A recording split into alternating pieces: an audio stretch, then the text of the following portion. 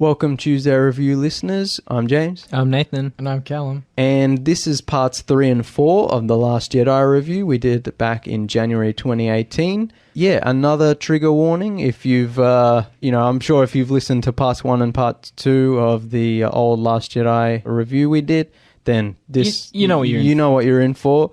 But I just want to say, like I said in the other intro, don't skip, because everything we say, even though we're getting really exasperated and annoyed really shitty and raspy voiced, it's important, especially in part 4, where we really deep dive into the future of the franchise and toxic fandom and the fallout and what happened after The Last Jedi released and the whole Disney problem and the franchise problem and how, it looks like with the future of the series that nothing in Last Jedi mattered. And so Yeah. we really, really do a deep dive, especially in the last part. So I recommend listening to the whole thing. There'll be a short pause between parts 3 and 4, which I've edited together. So again, we only had the hour, so I was talking really, really fast and trying to get all my points across really quickly. And even with the 4 parts, I don't think we got through everything. Oh, we could talk all day. Yeah, especially, if you listen to the Man vs. Movies episodes after that, and if you've been listening to the Tuesday review, we talk about Star Wars in every episode. So yeah, I mean, especially now we know that we could go on for an extra hour just on stuff we found out later. Yeah, exactly. I mean, that's just news about it. Not even extra stuff we missed. Yeah, we didn't even talk about the fact that Rian Johnson only wrote one draft, and we didn't even know that at the time. We were just he didn't know what the hell he's doing. He was, why did he write Star Wars this way? It's and then we found out he just quickly wrote one and then filmed it. It's insulting. So yeah, we talked a lot about it afterwards, and this kind of informs the discussion after that, and will inform our Rise of Skywalker review. Thanks for listening. Hope you enjoy the parts 3 and 4 of the Last Jedi review. Sound the alarm. You're listening to another episode of Man vs. Movies. I'm your host, James, and on tonight's show, I'll be continuing my Star Wars The Last Jedi review. I'm joined in the studio tonight by Callum and Nathan. How you going, guys? Not bad. Good, how are you? Yeah, good. So this is part 3 of my Last Jedi review. Yes, that's right, I'm still not finished. Be sure to download the previous 2 parts. You can get that on Shout Engine, iTunes, or your regular podcasting app. Wherever you listen to podcasts, should be able to find it. Listen to those first so that this episode makes sense, because this is part 3. I guess I'll jump straight in. I'll do a major spoiler warning just in case. We'll be spoiling Star Wars The Last Jedi if you haven't seen it. We'll be spoiling all the other Star Wars stuff too. So major spoiler warning for Star Wars The Last Jedi. So I want to start off by talking about Vice Admiral Holdo, played by Laura Dern, who we've already talked a little bit about in the previous episodes about, being a pretty pointless character, like with every other character in The Last Jedi. So they kill off all of the Resistance leadership, who are all on the bridge at the same time, including Admiral Akbar, who just gets blown up, without any real fanfare or emotion. It's just get rid of that guy. They kill all the leadership. Of course, Leia gets blown out into space just to come straight back, and gets put into a coma. And she's replaced by Vice Admiral Holdo, who's the next in command.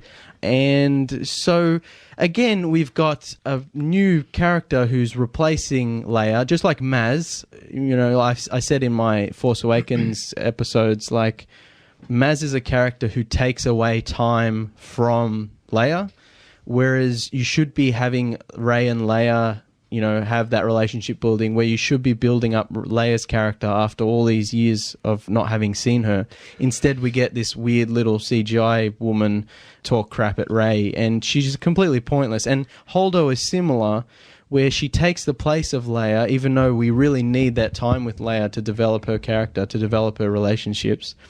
And then Holdo dies anyway, so it's not really like she was going to take the place of Leia in future installments.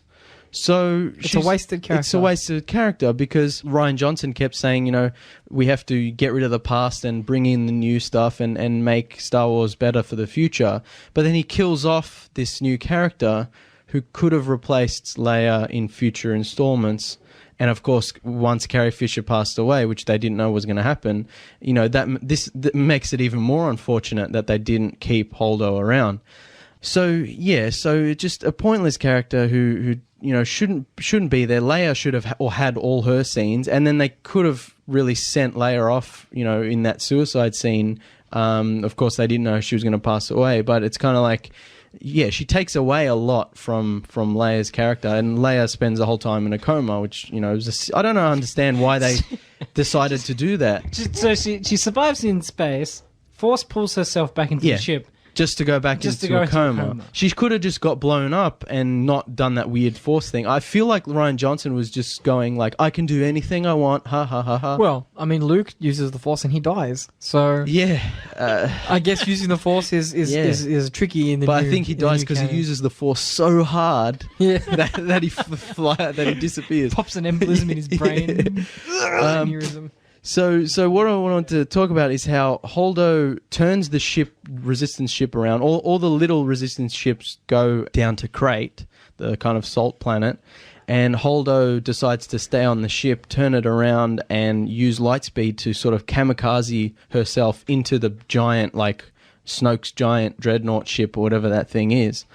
Which it begs the question, why didn't she just do that in the first place? It would be a brilliant tactic to use in general. And also, it changes how the lightspeed works in Star Wars completely. Like, why aren't lightspeed missiles a thing? Or why doesn't every army just get a droid or put a ship on autopilot and just pilot into the enemy? And wouldn't there be safety protocols in place? Like, wouldn't there be some type of... This is science fiction.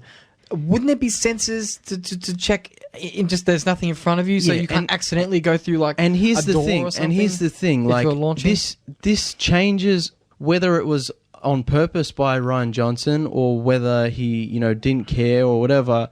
Like, what we learn in the original movies, in the first movie especially, is Han Solo says to Luke, jumping to light speed isn't like dusting crops. You have to make precise calculations, otherwise you could end up, in the middle of a star or something. So for me, that tells me it's dangerous, but to the occupants of the ship jumping to light speed, because you could pop into, somewhere you don't want to be. Whereas now, the way Rian Johnson uses it is basically as a targeted nuclear weapon. Because, Holdo turns around, blows up all these ships.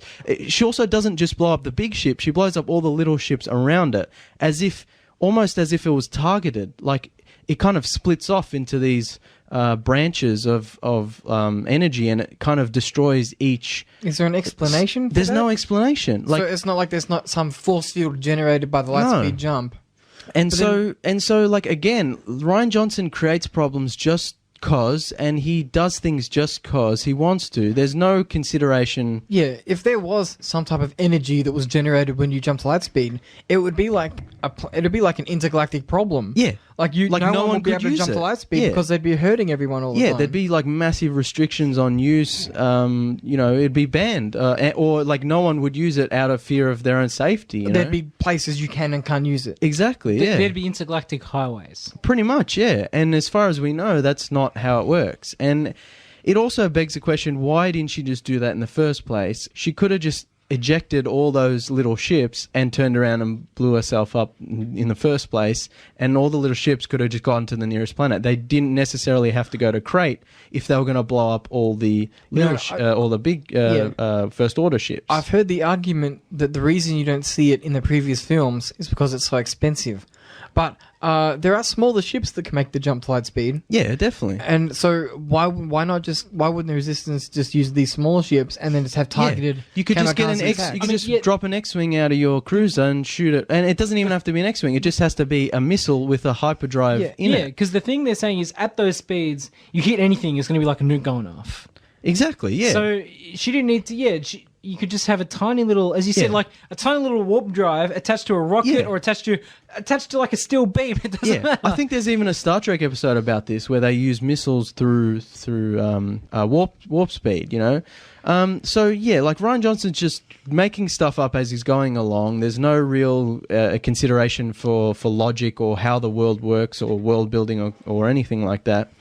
And then the First Order get to Crate anyway, so she didn't really stop them from doing anything they weren't really going to do anyway. It was a waste of her life and the hardware. You know, that Exactly. cost money. That was a massive ship she blew up. Exactly, and like I said the last week, like the First Order ends up on the planet anyway, even though all the ships have been blown up. So they still have the ability to send shuttles or craft or whatever to drop the AT-ATs, to drop the Death Star battering ram laser cannon. So what was the point of her blowing herself up? It looked cool.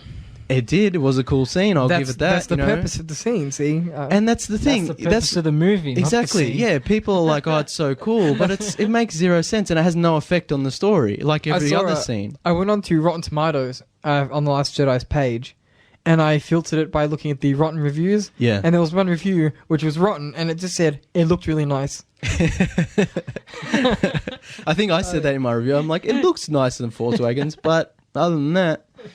So yeah, I think, this was a problem in Force Awakens as well, where they just, for the sake of convenience or whether they just don't really care, lightspeed becomes magic, where there's the scene in Force Awakens where they're escaping from Han Solo's like weird hangar ship where the Rathtars are rolling around. Yep. And the Millennium Falcon's in the hangar, and they're just like, instead of opening the bay doors or blasting them open in or whatever, he's just like jumps straight to lightspeed in the hangar bay and just goes, straight into lightspeed, into hyperspace. So it's kind of like, well, you're just doing it because it looks cool, or you're just doing it because you have to get out quickly. And like J.J. Abrams, there's no tension in his action scenes. It's so silly because it's not like there are rules that are already laid down about how these things can and can't work. So and it's not like you have to go out of your way to create a whole system. It's already in place. It's not even like you have to really think hard about how's Han going to get out of the hangar. Oh my God, do we have to make up our new rules? It's just like, no, he could have just blasted the door open and flown out. Like, and there's complete lack of tension and consideration for, what has come before. There's also later in the film, at the end, when they're like, oh, here's the Starkiller base. It's even bigger than the Death Star, ha ha ha. And then they're like, well, how do we kill it? And they're just like, oh, there's a thing you have to shoot. It's like a really bad video game or something. And then they're like, well, the shields are up. How are we going to get in? And instead of like coming up with an actual smart idea or coming up with a new part of the story where they have to go on a mission, Han's just like, oh, we'll just use lightspeed to go through the shield. And it's, what? Like... Because you travel faster than the refresh rate of the shield. But it's like, why?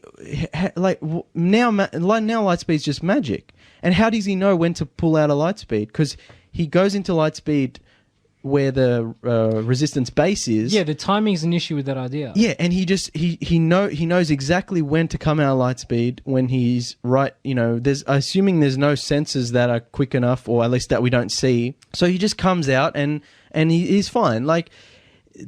Like Force Awakens, Last Jedi, they don't care. It's just, let's quickly get to the next scene. Quickly. No tension, no thought for the world. And I know Star Wars is more fantasy-based, and you don't have to...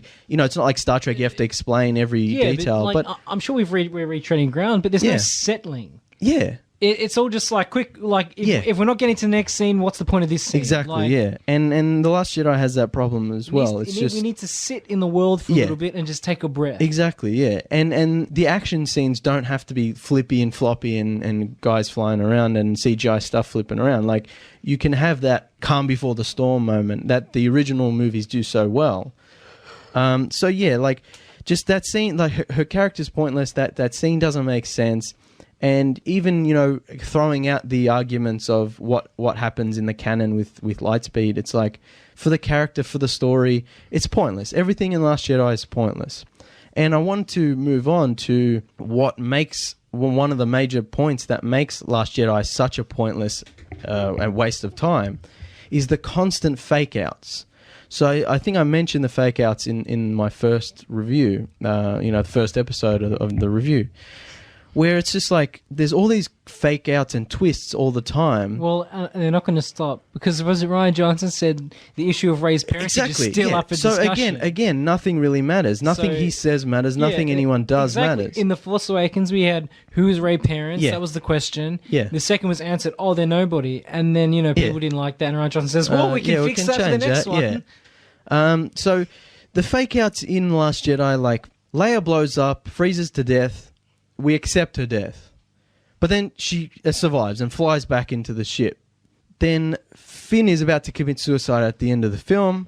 We've accepted his sacrifice, but then he survives. Rose saves him. Luke is blown up by the AT-ATs. It's like, okay, oh my God, we've accepted his death. No, he's actually alive. Kylo cuts Luke in half with a lightsaber. We've accepted his death again. No, he's actually alive. And then Luke looks at the sun and fades away. At that point, why Luke's sad? At that point, we've had so many fake outs. We've had so many fake outs and like fake deaths that when a real death occurs, we don't care because it's like, oh, here we go again. I've already accepted this character's going to die. Are they going to die? No. Yes. Who cares? You know, I think that Luke would have done this knowing that he was probably going to die. I don't think... I mean, he does say he went to the island to die, but why would he live there eating and drinking and still being a why didn't he commit suicide or... Like, it begs too many questions. Just nothing makes sense in these new movies. But I think as we speculated maybe in the last episode that wasn't a decision that possibly took place after they'd finished filming. Possibly Ryan Johnson was like, all right, we've finished filming. Luke's had his arc. Should we kill him off? It's like they're in the editing room. Ryan's having a bad day. He's like, you question all my decisions. I've seen your comments in the media. I'll get you, Hamill. So each fake out nullifies any emotional impact when someone actually dies. And Johnson constantly creates problems, then immediately reverses them, returning everything back to the way it was before the scene started, making every single scene in The Last Jedi pointless. Redundant. Yeah, like, people are like, oh, we love The Last Jedi, yada, yada, yada. I'm like, but literally every scene shouldn't happen, you know? They could set up the third it's not a case of the characters didn't call the cops because that would be boring, like Hitchcock says. Like, the reason characters in the movies don't call the cops because that's dull. Right? This isn't a case of that. This is such a poorly written film, such an illogical film that every scene just reverts itself, refreshes itself. I feel like for the most part, you could watch Force Awakens and they could make a new crawl that adequately explains all the events we saw in The Last Jedi and just skip a few years forward. Yeah, like literally, I guess that's a good point. Like The Last Jedi probably should have just been an opening crawl, and then we should have started the story down the road. Nothing much actually happens in the movie to change the state of the world's universe since The Force Awakens ends. Exactly, and they take place within a couple of days of each other. Yeah, so they could easily just have a crawl and just say, look, here's the next one. Pretty much, yeah. Callum, you and I were discussing the other day about how, Force Awakens and Last Jedi pretty much take place over a few days. Nothing really in the movie occurs to change the world or the characters, and assuming that episode 9 takes place a few years later, that they will jump time. Don't bet on it. I mean, who knows at this point, but it's just assuming that, so all the actual storytelling of the world building happens off screen, right? So between Return of the Jedi and Force Awakens, all this interesting stuff happened with the rise of the First Order, the creation of the Resistance, the Knights of Ren, Luke training his Jedi, Kylo turning on him and destroying the Jedi Temple. All the interesting stuff that we should be seeing happens off screen. Then the Force Awakens, The Last Jedi happen, kind of, make everything pointless. Then, assuming episode 9 takes place a few years down the road. So all the actual interesting story stuff will happen in between movies? Where all the world building happens in between movies? We've said before, these are the events that we wanted to see at the movie theatre. Yeah, like it's ridiculous. So there's so many of these fake outs and every scene becomes pointless. So Kylo is about to shoot his missiles at Leia when she's on the bridge of the Resistance ship, but he decides not to. But then another fighter comes and blows it up anyway. So he might, I mean, I know for his character, you know, but it's like, it might as well have happened anyway. Then she gets blown out into space, but then she flies straight back in. So not only is that scene really stupid because the force power is ridiculous and it comes out of nowhere for Leia's character and there's no real precedent for it and it looks stupid, but it's pointless. Like, why didn't she just get blown up in the bridge and just get rushed straight to the med bay? Like, I feel like Rian Johnson did her flying back because he was like, ha ha ha, I can do whatever I want. The force is what I think the force is. They could have pulled her in. Again, this is science fiction, right? I mean, they could have used some type of handheld tractor beam. Like some guy could come out and why even have that? Why is she out there? Just have her fall over. Explosion happens next to her. She hits her head. Next scene, she's in the med bay. She's going into a coma regardless. Why have her survive the exposure of space? Or if they want to show off her force powers, have her like using her force powers. Have her do something meaningful. An opening in the have her do something meaningful. Yeah. Have her save someone. Have her communicate with Kylo or something, or with Luke, or you know, these are pointless things that happen. But it looks cool. And this is the thing we were talking about the other week. The Force doesn't have any emotional weight to it anymore. In the original movies, every time a Force power is used, every time a lightsaber is used, there's an emotional weight to it. There's a reason for it to happen. In the prequels and the Force Awakens and Last Jedi, every time a lightsaber comes out, every time a force power is used, it's because it looks cool. Because action. Because we have to get to the next scene quickly, you know? There's no real impact of it. So Finn and Rose go off to Canto Bight. They have their... Possibly the worst subplot. Exactly. Possibly the worst... I've seen at least this year. Right? But then they come back and the First Order find out, you know, their plan anyway, and the Resistance ship gets blown up anyway. So it's again becomes pointless. Why did they go on this mission if it changes nothing? Now, the Resistance get to Crate anyway, which was their original plan. Why did the movie spend this whole... Why did Rian Johnson spend the whole movie having them slowly go towards Crate, with Holdo not telling Poe the plan, when they were just going to get there anyway? Why not just have them jump to Lightspeed to Crate, and then have the events of Crate happen at the start of the movie? Because as the newspaper critics will say, this is a movie about failure, James. Exactly. And you obviously don't understand that. Apparently not. Now they get no, we know it's a failure. Yeah, now they get to Crate. Now they get it's a movie about failure. it's a failure of a movie about failure. Anyway, so they get to Crate anyway, so everything surrounding this becomes pointless. Now there's a scene that really grinds my gears where Holdo, just before she turns to do the kamikaze maneuver, all the rest of the Resistance gets into the little ships. Also, why couldn't she just use a droid or autopilot to whatever? Because it looked cool. Because she had to sacrifice herself because whatever. Pointless character. But so all the Resistance get into the little ships to go down to Crate. Now, for some reason, the First Order aren't scanning for little ships, even though... I'm assuming their distance, you could see them by eye, but even then, you would be scanning for any escape pods. It also begs the question why Finn and Rose's ship wasn't detected leaving. Wouldn't it be passive, like radar? Like, you know how when you're searching for radar, it doesn't matter what size the ship is, it's going to ping. It just bounces back, So there's no... Again, Rian Johnson just making stuff up, having no real logic to his decisions. Now...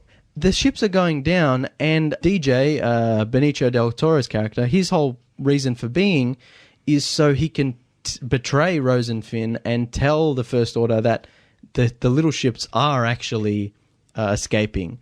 For some reason, they couldn't just scan those on their own, making DJ pointless, making all of Canto Bight pointless.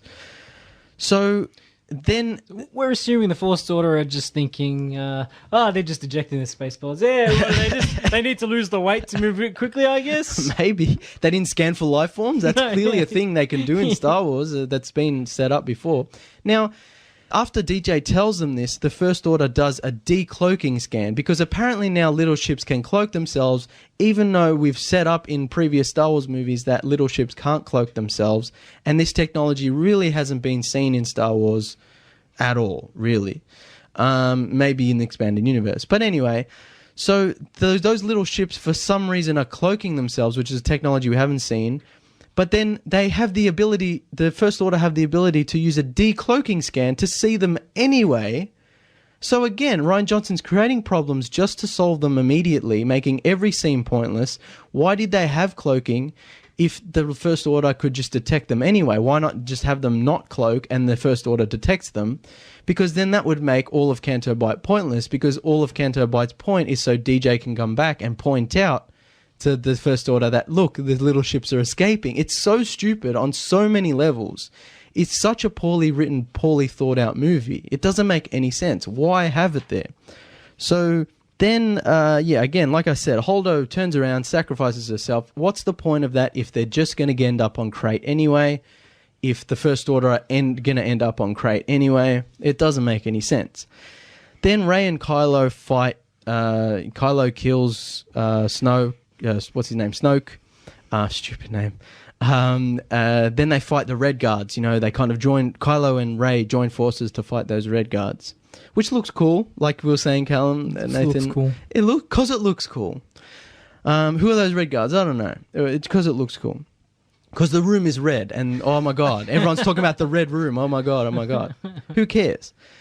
So they fight all these Red Guards. They kill them all.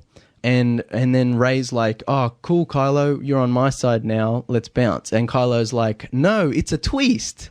And he goes, I'm actually still bad. I just helped you defeat Snoke so I could become the leader of the First Order. So, it's another, like, fake out. It's like we did this whole fighting thing for no point because I'm still the bad guy. You're still the good guy. At the end of the day, you're not going to join me. Like I talked about last week. She probably should have just joined him. Would have been more interesting narratively. Would have made more sense. But no, it can't have that. So nothing really has changed after that scene. After every scene, nothing changes. Now, Luke, like we've talked about before, why did Luke force project himself to Crate if he was just going to die on his island anyway? He didn't know he was going to... Yeah, because maybe Rian Johnson made that decision afterwards. But anyway... So it's kind of like, well, why didn't he actually just travel to Crate? That would have made his sacrifice more meaningful. And people are like, well, actually, then it makes it too close to Obi-Wan. Then it makes it too close. I'm like, I will say they purposely... sorry to interrupt. No, it's all right. They do purposely point out his old TIE fighter. Yeah, that's something I really want to talk about. I'm pretty sure that, in my opinion, adds another column, adds another check to the column of... Maybe Hamill thought that Luke was going to come back. X-Wing, not TIE X-Wing. Fighter. Yeah, sorry. Maybe there were deleted scenes in which he did go to Crate. Now. No, I think that maybe they were going to end it with him passing out, but it's inferred that after this battle, he will come and lead the Resistance in his X-Wing. Maybe. Now, this is something I really want to talk about. So, Yoda shows up out of nowhere. Just ridiculous scene. I hated it so much. Nathan I liked appreciated it. He liked the puppet. I like the puppet. But anyway, so Rey leaves the island and says to Luke, "You've told me nothing. If you're just going to sit here and sulk, I'm going to go off and do my own thing." And Luke's like, "Fine." So Rey leaves, and Luke's like, "I'm so mad. I'm going to burn my tree down with all the Jedi ancient texts still inside." Ready for a fake out? Yeah. Now he's about to throw the flare or whatever that thing is into the tree. But Yoda shows up and goes, actually, bro, I'm going to do it for you. And Ghost Yoda somehow summons lightning from the sky and blows up the tree himself. So if the tree was going to get blown up anyway, why did Yoda have to show up? Again, another pointless scene. Well, did Yoda conjure the lightning? Look, is that what we're supposed to think? Yes, he does. He even does these weird hand things while the lightning comes down. As far as I'm aware, even in the EU... Force ghosts can't have a physical impact on the world. Now, this, again, like Rian Johnson's other portrayals of the Force, does this mean Jedi are gods, where they can live forever in a ghost form and still have a physical effect in the expanded universe? This is touched on briefly because the longer it's been since someone died, unless they're a Sith, unless they're like an evil Sith, which has we'll talk. We don't have time to talk about that whole kind of Sith culture stuff. There's a part of the EU where Luke can no longer feel any of the Force ghosts. Yeah. And Leia gets upset because she's never been able to feel them. Yeah. So... And this is something I want to talk about. There is a lifespan for these Force ghosts. As far as I know, only Luke can see the ghosts at the end of Return of the Jedi because he's looking at Anakin, Yoda, and Obi-Wan on Endor. And then Han and Leia come up behind him, and they don't seem to notice the ghosts. So for me, I was like, the more in tune you are with the Force, the more of a Force user you are, the more ability you have to see these ghosts. But if they're gods, then they can, just interact with physical things. But anyway, also, if Yoda shows up after all this time and hasn't sort of faded away like they do in the expanded universe, where's Ghost Anakin and Ghost Obi-Wan? Again, I'm not an expert in the expanded universe, but that's just what I've read. That's what I've read too. But now the answer to that question is, it's because the actor's already dead. Or, I mean, Hayden Christensen, technically, if you take the special editions. But we won't talk about that. And they could have used Ewan McGregor. Could they? But anyway, so this, again, begs the question. The only reason Yoda's there because he's a puppet and Frank Oz is still alive and because they can get away with it. They're only doing it because they can. They could have CG'd the Obi-Wan and all that. Probably, but like, what? It doesn't... It's best that they didn't. Like everything else, none of this makes sense, right? So they're just doing it because, it's cool that Yoda shows up. It's nostalgia, it's whatever. But also, again, why is Yoda there if Luke was going to do the same thing he was going to do anyway? And the answer is because Yoda has to tell Luke that failure isn't so bad. Why can't they have done a flashback? Why, if they wanted to reiterate the lessons of the past? It's completely unnecessary. Now, Luke should have burned the tree himself. Regardless of whether he knew the books were inside, we find out at the end of the film that Rey has actually stolen the books and hid them on the Millennium Falcon. It's a very throwaway shot just very at the end. There's no real... They don't really telegraph it to the audience. So, but Luke doesn't have to know that. He could have just thrown the flare in and assumed the books burned up with the tree, because the camera never goes inside the tree. The audience doesn't have to know until the end reveal.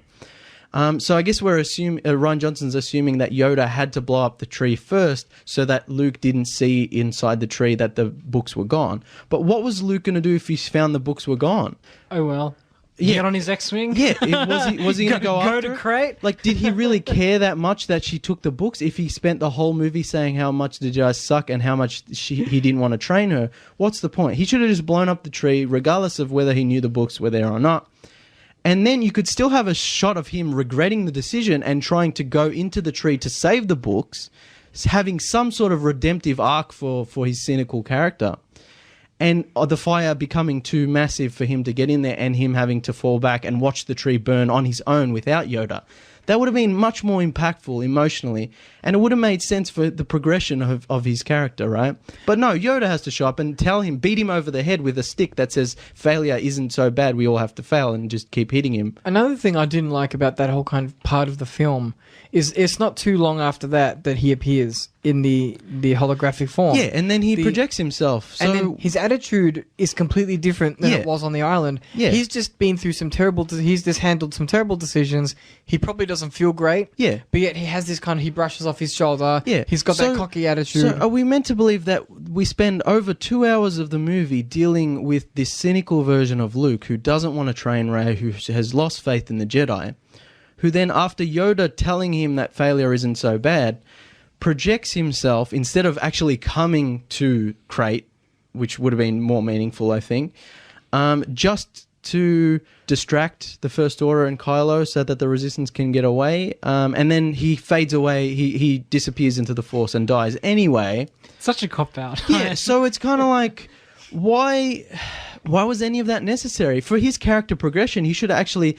Like I said, burned the tree himself, regretted it, realized that Rey is the new generation of Jedi and followed her to save her to Crate. And maybe even Rey and Kylo could have had another lightsaber battle and Luke could have showed up to save her or something. I don't know. I'm just making stuff up now. But, something that has more meaning so that when Luke dies, it's an actual sacrifice or actually has any meaning. Also, I want to talk about, you see Luke's submerged X-Wing on the shore of the island. Now, I guess... cut Yoda out of the film. We don't need him. Luke regrets the decision, but he still learns that failure isn't so bad by using Force to take the X-Wing out of the water, like he failed to do in Empire Strikes Back.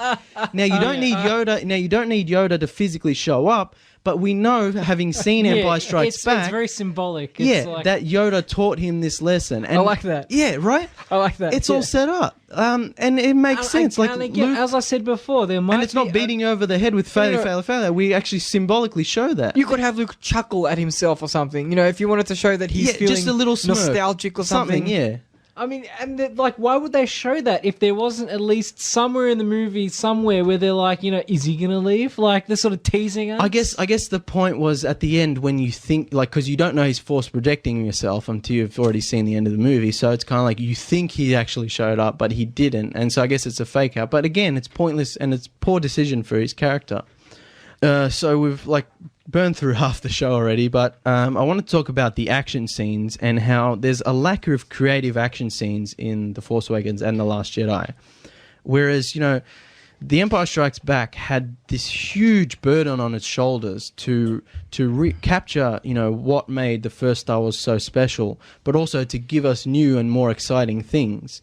And the first, you know, action scene of Empire Strikes Back is the snowspeeders using tow cables to trip over the AT-ATs, which is such a exciting, tension-filled scene and such a interesting new thing that we have never really seen in science fiction before. I mean, it might have happened in some old science fiction movie, whatever, but they could have really easily copped out and just gone, we're just going to do another space battle like we did in the end of the original Star Wars, but they didn't. They did something new. We see these new vehicles that we haven't seen before. We see this new way of dealing with these enemies. You know, it's such an interesting, new, fresh thing while still keeping true to what Star Wars is. And then they use the ion cannons to fire at the Star Destroyers so that they disable them long enough so that the Resistance ships can escape. And it's such an exciting, scene and how it makes so much sense, you know, for this world. And it still keeps all the tension there. Now, contrast this with Last Jedi, where you've got the whole slow car chase problem, where their whole thing is we just have to drive really slowly in a straight line and the big ship has to follow us. And then at the end of the film, it's like the AT-AT show up because nostalgia or whatever. There's also the big new AT-ATs, but then there's like a little original AT-AT next to it. Like it's like the Starkiller base thing all over again. It's like the old one but bigger. Like it's so stupid. But anyway, like, and then the Resistance, you know, they're on their last legs. They're in that salt mine on Crate.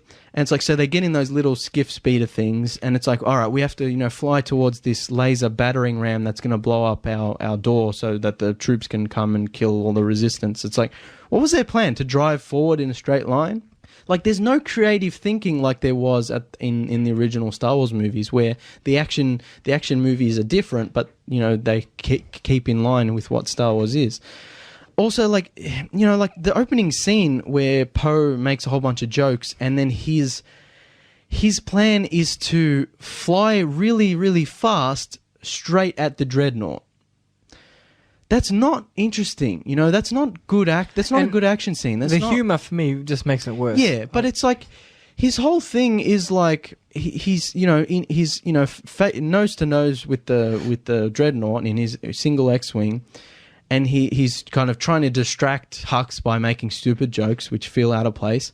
But then his whole plan is, okay, BB-8, push the turbo button so we go really, really fast. And his plan is to just go really, really fast across the surface of the Dreadnought, take out all the turbo lasers or surface cannons, so that the bombers can then come and blow them up. I'm like, this isn't interesting or new.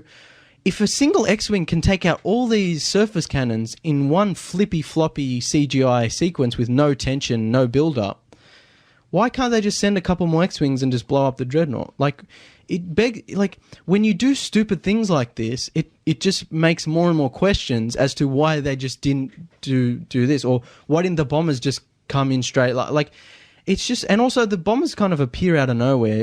It's like for some reason the Dreadnought didn't detect them. Hey, they're small vessels, okay? Yeah, they had cloaking on, and no one bothered to push the decloaking button, which apparently should be on all the time. You know, why didn't they just have decloaking on all the time? So yeah, like it's not interesting. It's not well executed. There's no tension. It's not new. It's not anything we haven't really seen before. None of the action scenes in The Force Awakens or Last Jedi isn't anything we haven't seen from a million other sci-fi movies, not just Star Wars, just generic sci-fi movies. So really poor action there. Rey and Kylo versus the Red Guards, already talked about how it's kind of like a pointless scene.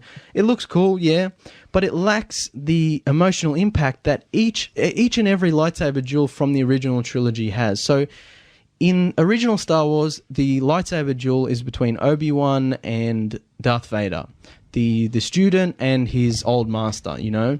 And it's this you know, now it's a bit dated, you know, they're a bit slow in their movements and you know, it's not really up to modern standards in a lot of action scenes. But, you know, it's the emotional impact that matters. It doesn't matter that Alec Guinness couldn't do flips. It's the emotional impact. It's the face-off between these two old friends who have become enemies, but I mean, the fact that he couldn't really do flips, like, I feel like Vader would have had to be careful because he knew sort of Obi-Wan's still a skilled in the Force. Like, yeah. It wouldn't matter that he couldn't do flips. Exactly. And if Vader tried to get cocky, it's like he could force do something. As we've The discussed, flips weren't even a thing until the prequels. exactly. Anyway. As we've discussed, the prequels really changed the perception of what the Force can do. But it's like, yeah, Obi-Wan wouldn't have had to do any of that stuff anyway, because Vader would have been cautious, knowing that Obi-Wan himself is a very skilled fighter. Exactly. And regardless, because the Force is all mental. Yeah. It's like it's like he doesn't need to be moving very fast if he can just counteract what Vader's doing with his Force tricks or like Force push pull, like a well-timed lightsaber stab. Yeah. It's like we talked about, like the emotional impact every time the Force is used or every time a lightsaber is used. That's the point of the action scene. That's the character growth that's happening during that lightsaber battle. That's the point. The fights in the prequels, the fights in Force Awakens and Last Jedi are just because it looks cool, because it's flashy. In the original movies, a Jedi isn't a Jedi because they use the Force. Exactly. It doesn't matter how powerful you are, how many weapons you have. We talked about in the first episode.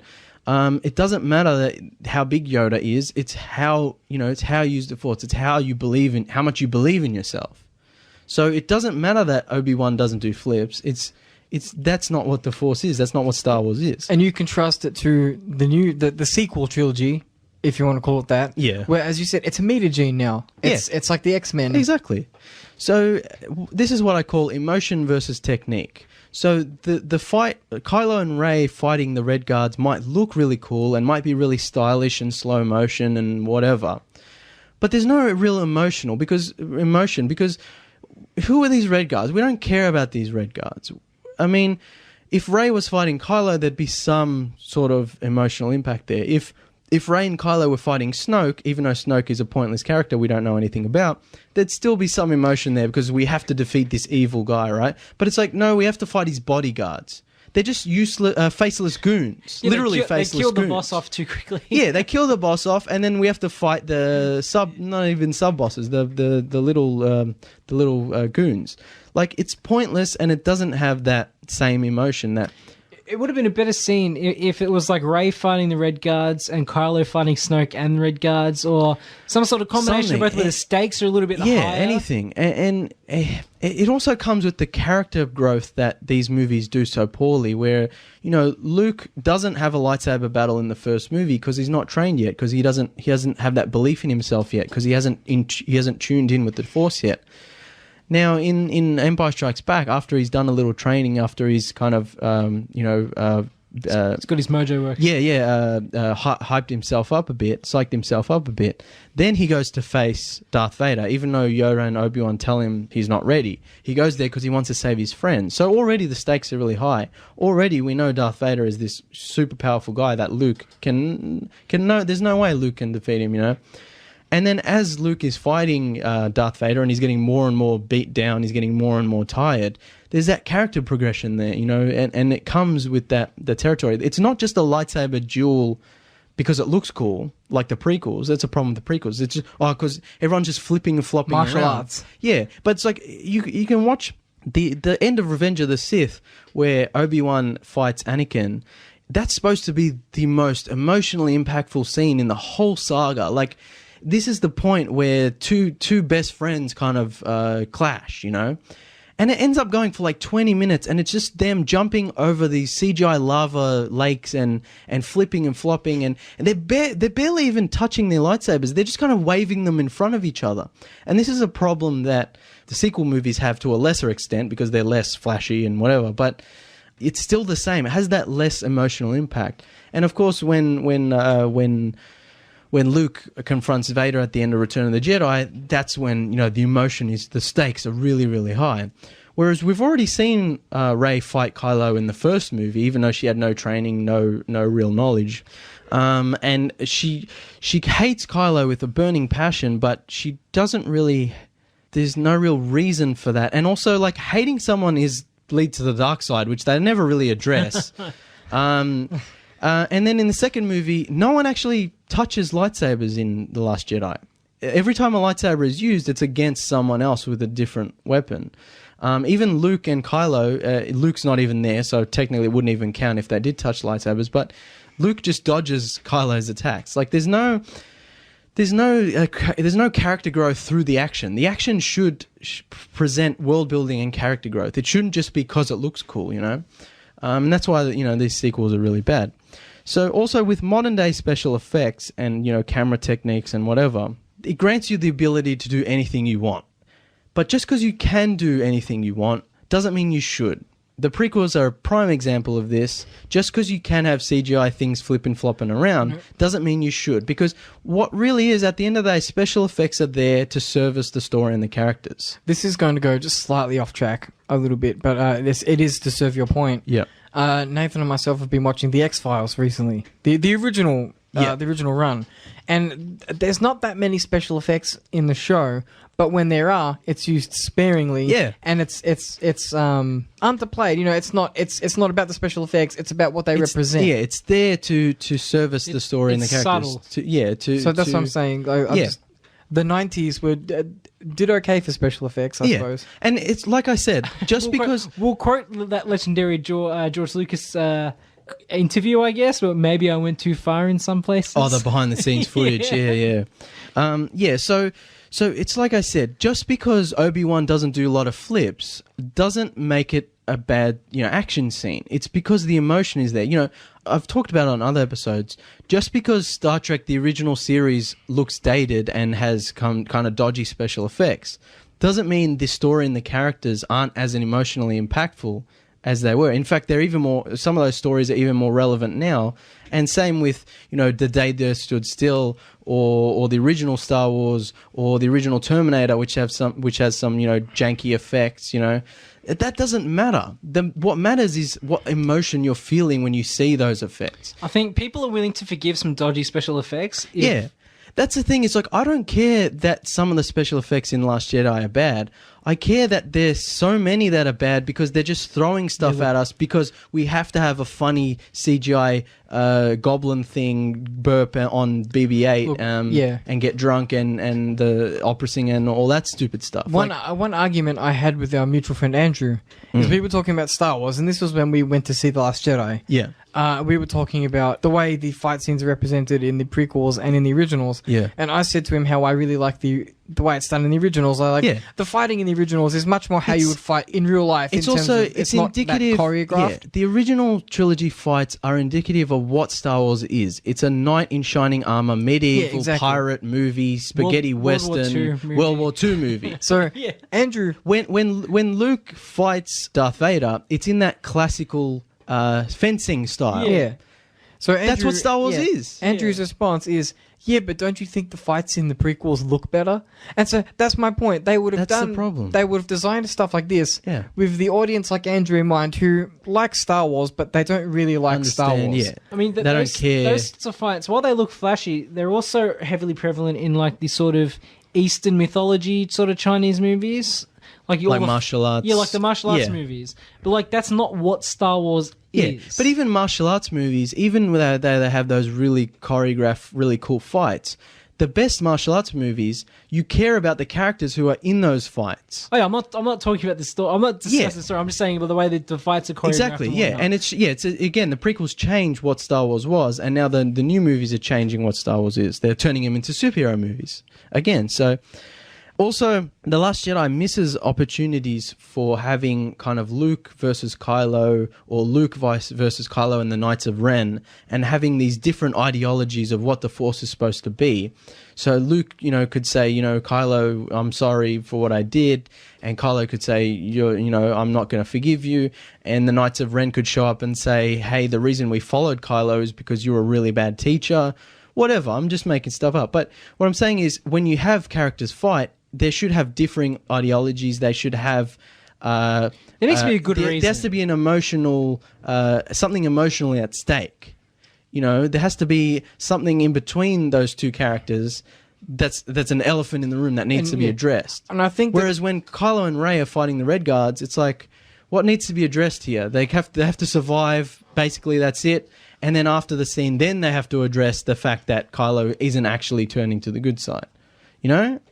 I think a part of a lot of the problem really is, and I said to you before the show, is the fact that the writers are not necessarily writers in the traditional sense, in that they don't, like Rian Johnson, he only focused on this one movie. Yeah. He didn't have a plan for the trilogy and how everything's supposed to round off. Yeah. And I know that is a specific subject which we don't have time to talk about, like story design.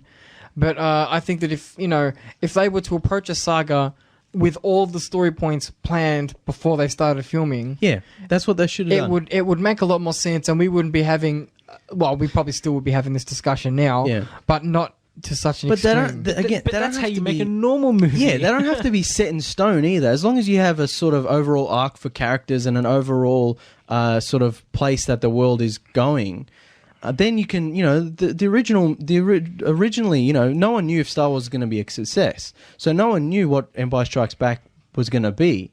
And so they kind of had to make it up, while they went along. But they still kept true to what Star Wars was. And when they went to Return of the Jedi, even though they didn't really know where they were going there, they kept true to the first two movies, And overall, even though some things might not match up 100%, you still get a sense of consistency, of coherency, of overall character arcs, of overall world building, where the world starts, where it ends, Whereas these new movies don't have that.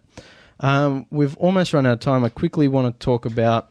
so The Last Jedi should have jumped ahead in time. The only reason it didn't was so Rian Johnson could make that silly lightsaber joke at the start of the film to be edgy, where...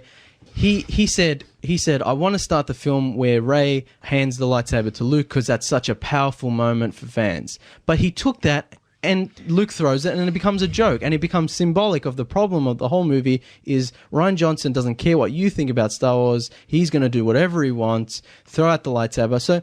But then that becomes even more problematic because he's done away with any sort of story or world building just so he could have made that joke. The problem is that they're not. They look at the original Star Wars not with scorn, but I think that they look at it and they think, yeah, it's just some films. Why do we care? Like, so when they see Luke Skywalker, they're like, this isn't some sacred Jedi who basically changed the science fiction world 40 years ago. They just see him as, he's just a character. We talked about it last week. Rian Johnson has ideas about what Luke should be because he wants to be edgy, and fans like that the fact that the Last Jedi has de-mythologized Star Wars. But as we were saying, why is that necessary? It's not. Quote unquote modernizing. Yeah.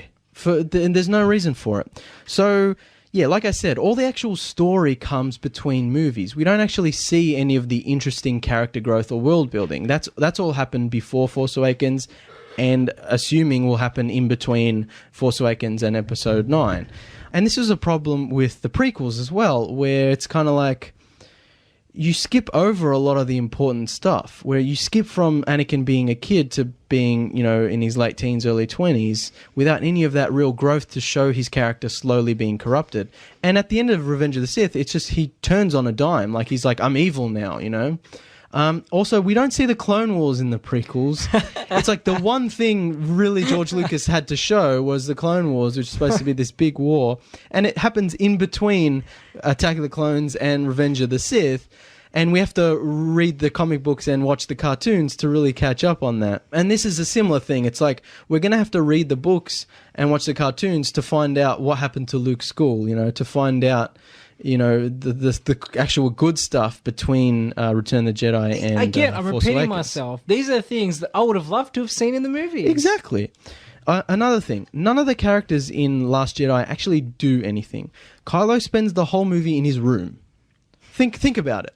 Literally, he spends almost the whole movie sitting on his ship, talking to himself, talking to Rey through Force Skype. If you're a stormtrooper, you'd be like, he's talking to himself again. Rey and Luke spend the whole movie stuck on the island, arguing with each other. So they're not really having any effect. Leia spends the whole movie in a coma.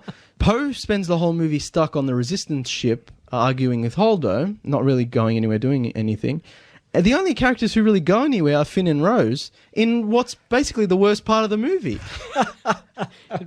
And this comes really from the slow car chase problems. It's like, why have this if all characters are just going to be separated from each other and sitting in one place? It's funny because when you say it out loud like that, it sounds so ridiculous. It's ridiculous. But there are still people who... And everyone's entitled to their opinion. If you like the movie, that's fine. Yeah. But you have to accept, like, this is objectively a bad decision. When this you is say it out loud, poorly made. When you say that out loud, it sounds so crazy. Yeah. But then there are still people who swear it's the best Star Wars movie they've ever seen.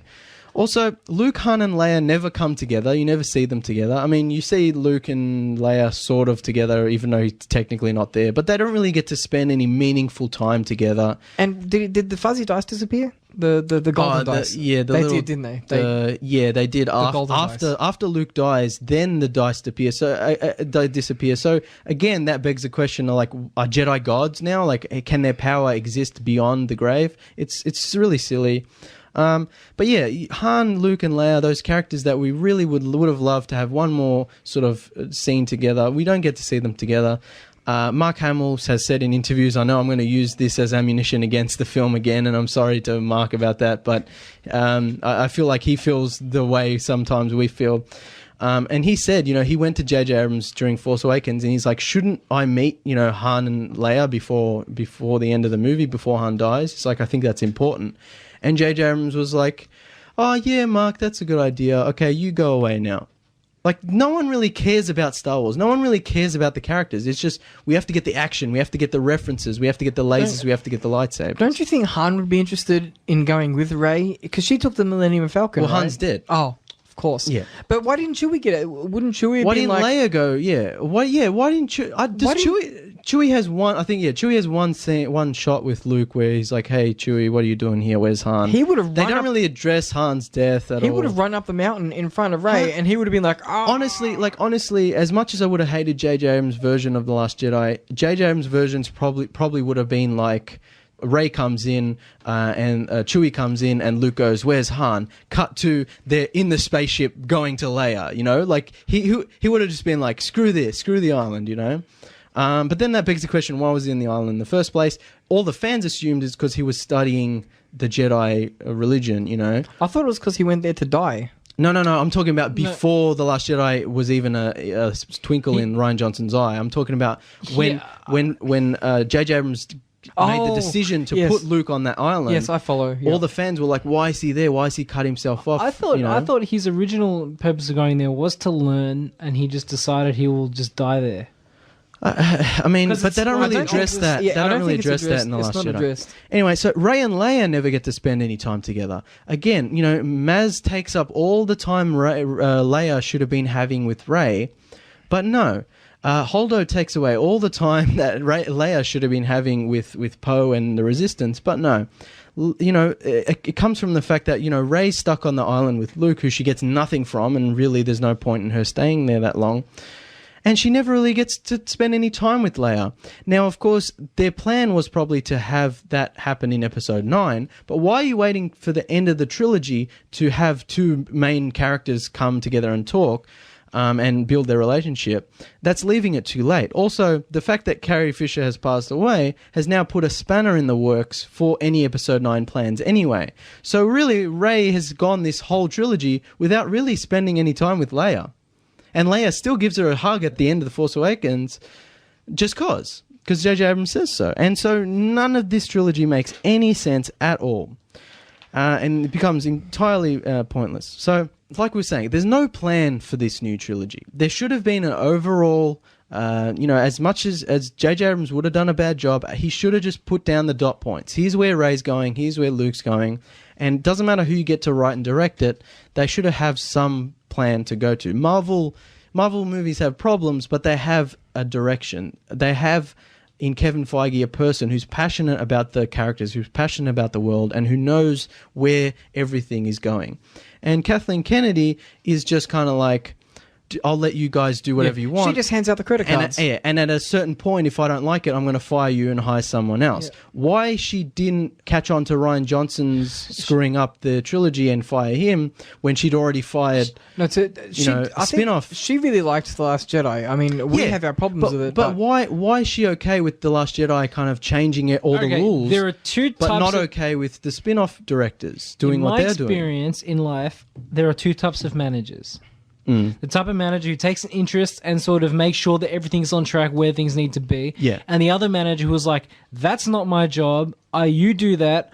I need to be concerned about what I need to be concerned about. Yeah. And I'm not going to sort of micromanage. Yeah. And I feel like Kathleen Kennedy is that type of manager, that type of boss who's like, as long as like you're not impacting what I actually have to do, you can do what you like. But then it's like, why did they have to reshoot elements of Rogue One? Too dark. But it's like, why was that a problem? But The Last Jedi being like overly silly was not a problem, because again, it's a superhero movie. It's all about money.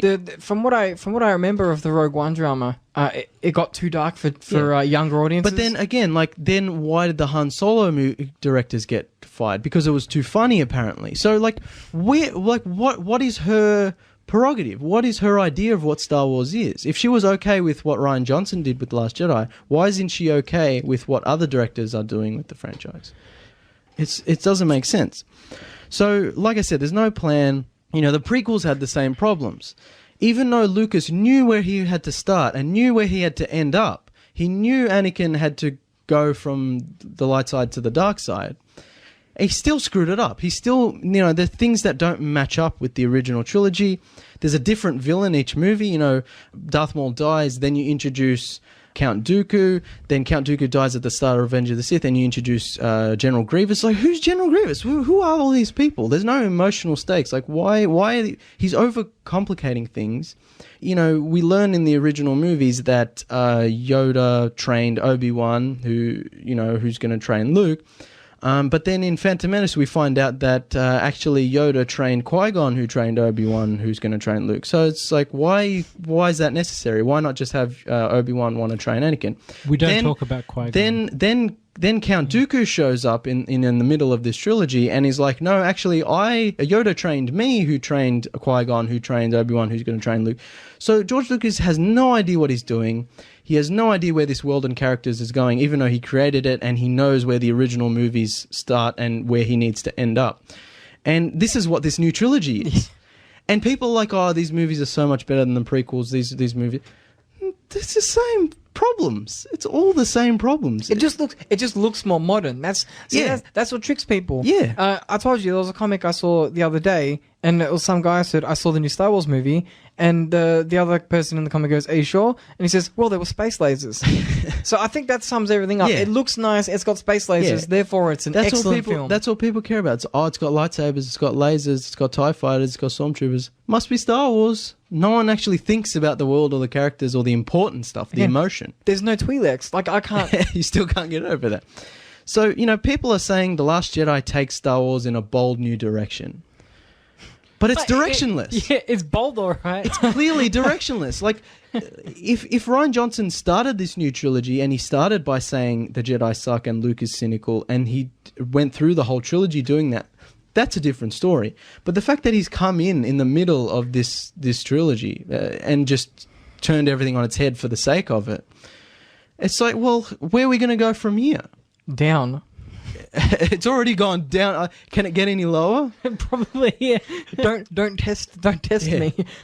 I'm going to be interested in seeing what Rian Johnson does after he's finished with Star Wars. I'm disappointed that he's going to be doing a new trilogy, because that means he's not going to be making other films, because I think he is a really good filmmaker. I really love his other films, but you know, if he's stuck doing Star Wars and he has his weird ideas of what the Force is and what the Jedi are, like, we're just going to end up getting these weird superhero movies with a lot of jokes and that don't make sense. And it's like, why are you making Star Wars if you don't want to stay true to the spirit of the original movies? Yeah, he shouldn't be doing it if he doesn't really care for it. Exactly. Or at least have the reverence necessary to carry it forward. Yeah. Because, I mean, we've talked about off screen. It's not something you can reboot. Like, you can't recast Luke Skywalker. You can't recast Han Solo. Sorry. Yeah, that's right. But yeah, it's not a superhero movie. Yeah. Where you can recast Captain America in 5 years. Exactly, yeah. It's the damage has been done. The prequels did irreversible damage, and now these new movies, it's like, after this, that's it. Like, you can't reboot it. We're out of time. Matt's here with his show Car Talk. Thank you very much, everyone, for listening. Thank you very much, Callum and Nathan, for coming in again. I really appreciate it. Be sure to like and share the Man vs. Movies Facebook page, and also rate and review and subscribe on iTunes. That'll be a lot of help. Until next week, we'll be picking up this discussion. May the Schwartz be with you, and catch you later. Welcome to another episode of Man vs. Movies. I'm your host, James, and on tonight's show, I'll be continuing my review of Star Wars The Last Jedi. I'm joined in the studio by Callum. How you going, Callum? Not bad, how are you? Yeah, pretty good. So this is the fourth part of my Last Jedi review. Still going. Still got a lot to talk about.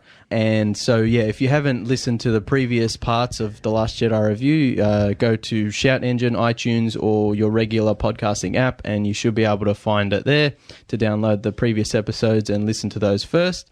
And also, I guess I'll do another spoiler warning just in case. If you haven't seen Star Wars The Last Jedi, we will be doing major spoilers for Star Wars The Last Jedi and all the other Star Wars stuff as well. So this is a major spoiler warning.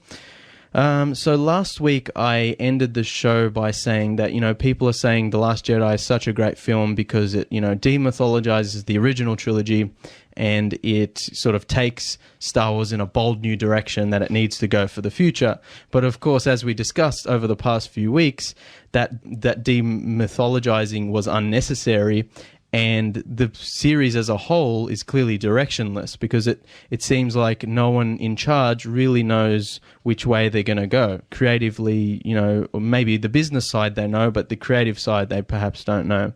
And sort of continuing on from that, Kathleen Kennedy has said in interviews that the main line, like numbered sequels, like episode 9, 10, 11, 12, and so on, will all be about the Skywalker family legacy.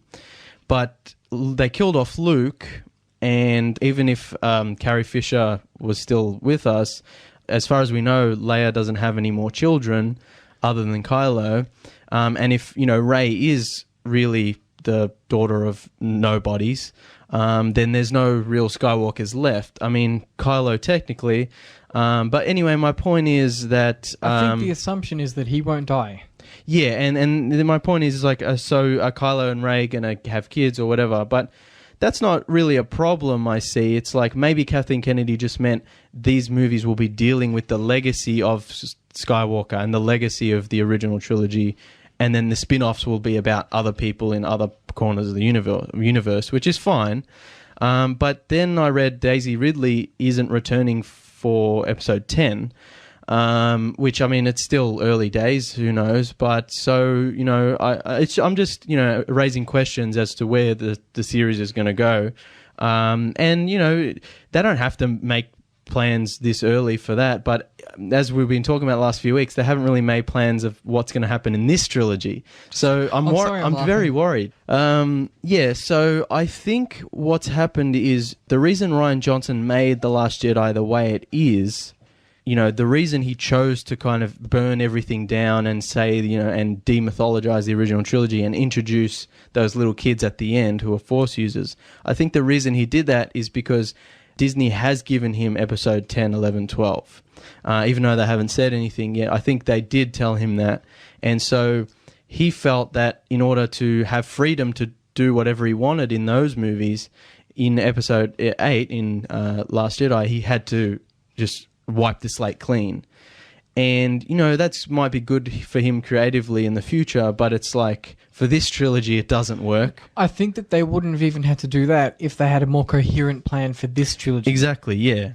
And they really should have, had a plan in place. So, I think, why is, like, Kathleen Kennedy being so, strict with the spin-off directors, but not with Rian Johnson in this movie? Like, he was just doing anything willy-nilly, and they're like, yeah, it's great, Ryan. You'd think it'd be the opposite, wouldn't you? Yeah. You'd think the spin-offs would be more creative. Like, let's do this one, but it's way darker. Let's do this one, but it's more of a comedy. They pretty much know they're not going to make as much money as the as the main entry. Yeah. So they should be like the artsy ones. Like the exactly. creative movies. Yeah. But maybe it just ties into the whole business side where they're just like, we don't want to take any more risks than we have to.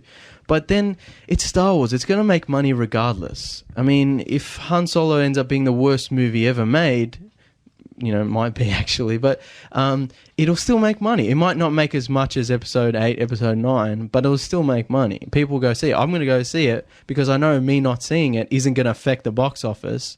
And also... Got to talk about it. I've got to talk about it. And it's become this morbid fascination with this thing that I used to love so much that's been corrupted to such a point where, now it's not a movie anymore. It's a franchise. It's not about making art as much as it is about loot boxes and microtransactions in movie form, basically. It's like a form of Stockholm syndrome. Like. I think that the people who defended the prequels are now coming out and saying the sequels aren't that bad. Yeah. And you can't see the forest for the trees. People who just like laser guns are like, oh, it's a good movie. Don't worry about what's bad. Yeah, don't think about it too much. Yeah. They just want to defend it because they like it. And there's nothing wrong with liking it. But as I said, I think that when you make these bad movies all the time, people are going to stop paying attention to why they're bad, and they're just going to jump on the bandwagon of defense.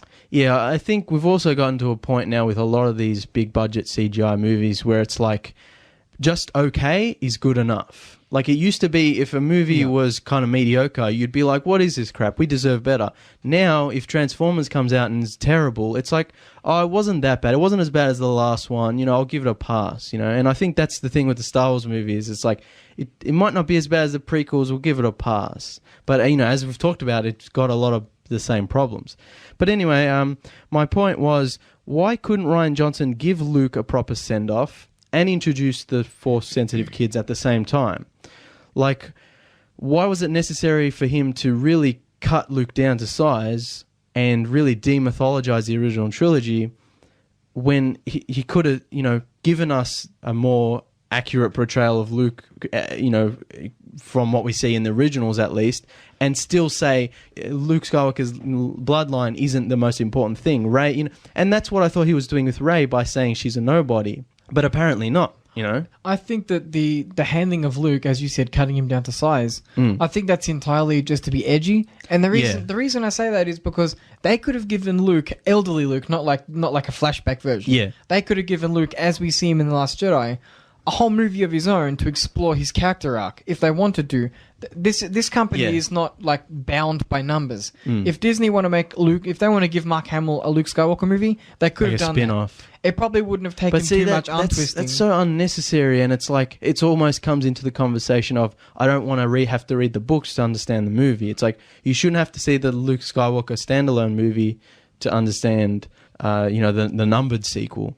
But I mean, then you could argue, the Marvel movies, you kind of have to see them all. But at the same time, Spider-Man Homecoming or even Civil War, which relies heavily on previous movies, you can watch them as self-contained.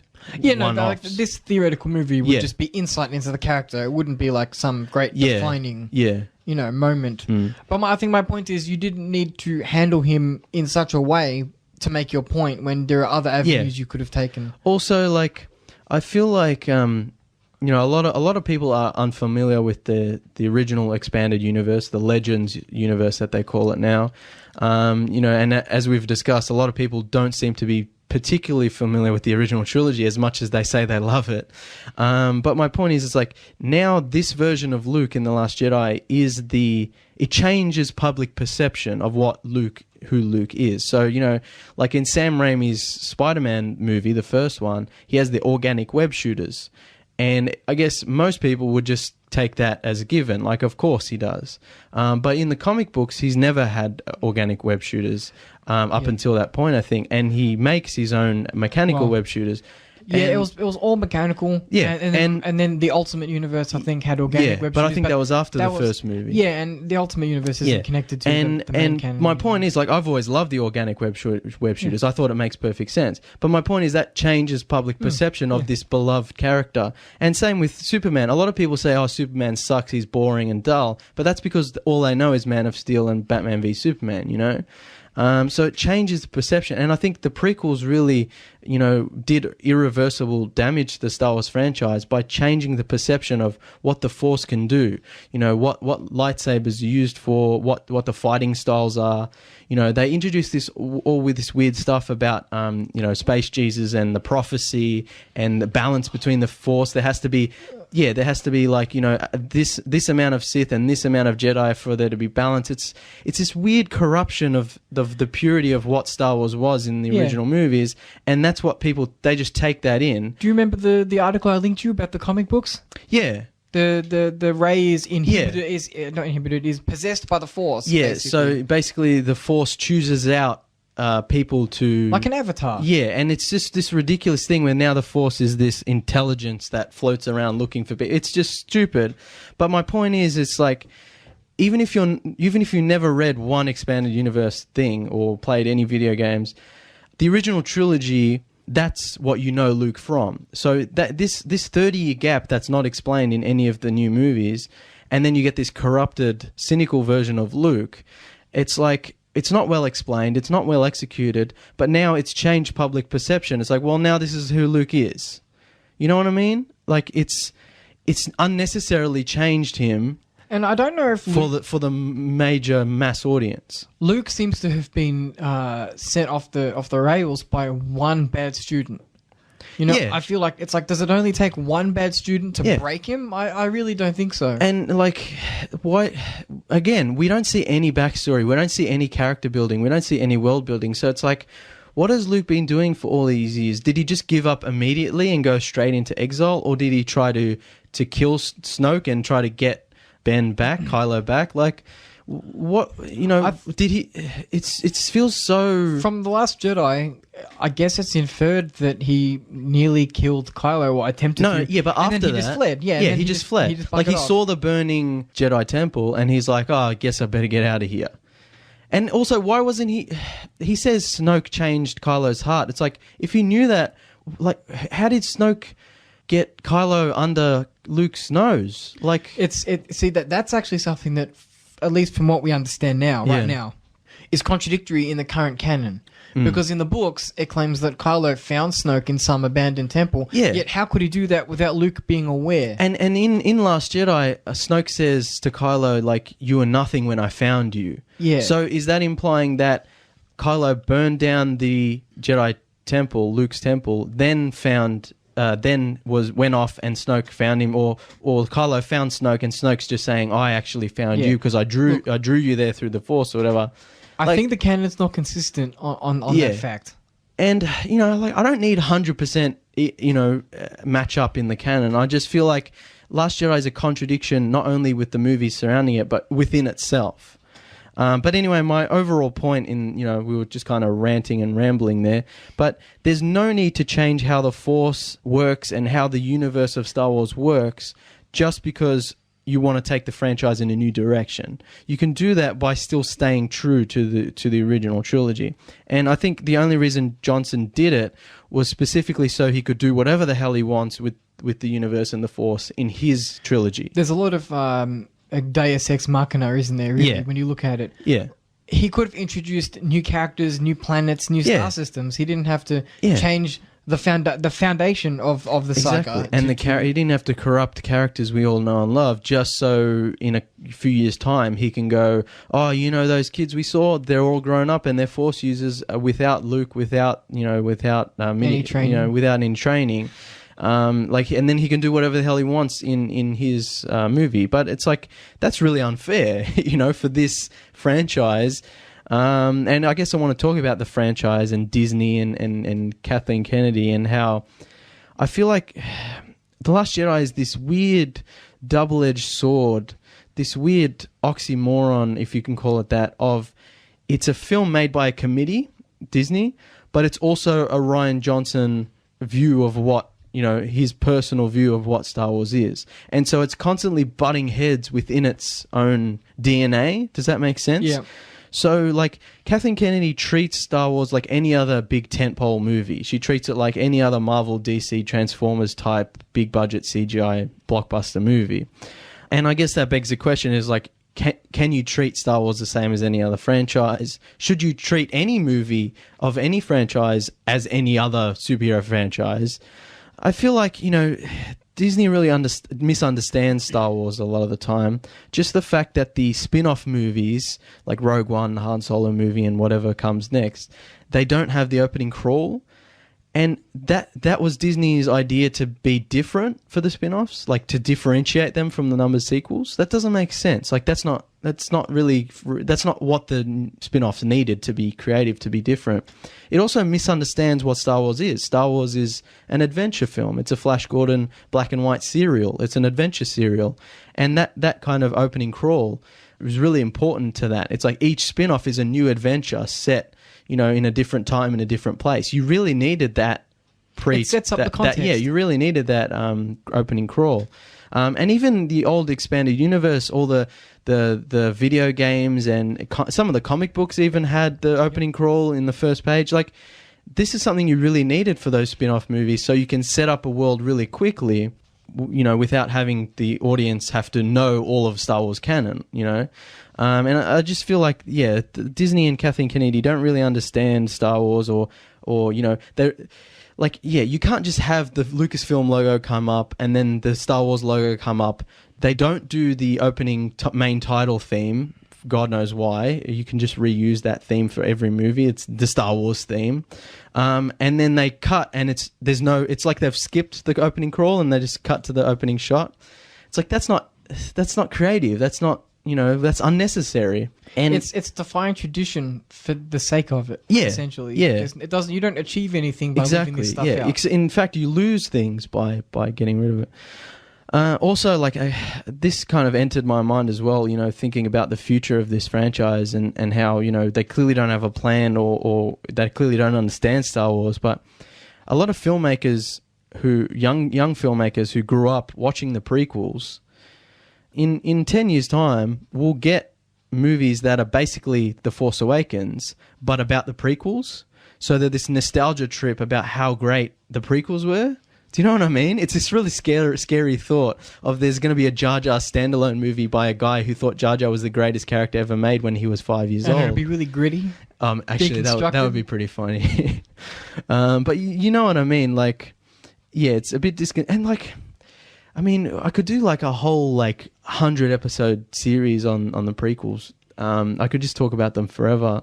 Like, they're objectively bad. They're bad films. Like, in terms of just the filmmaking, not even in terms of like what Star Wars is or the lore or what the Force is. It's like the filmmaking is bad.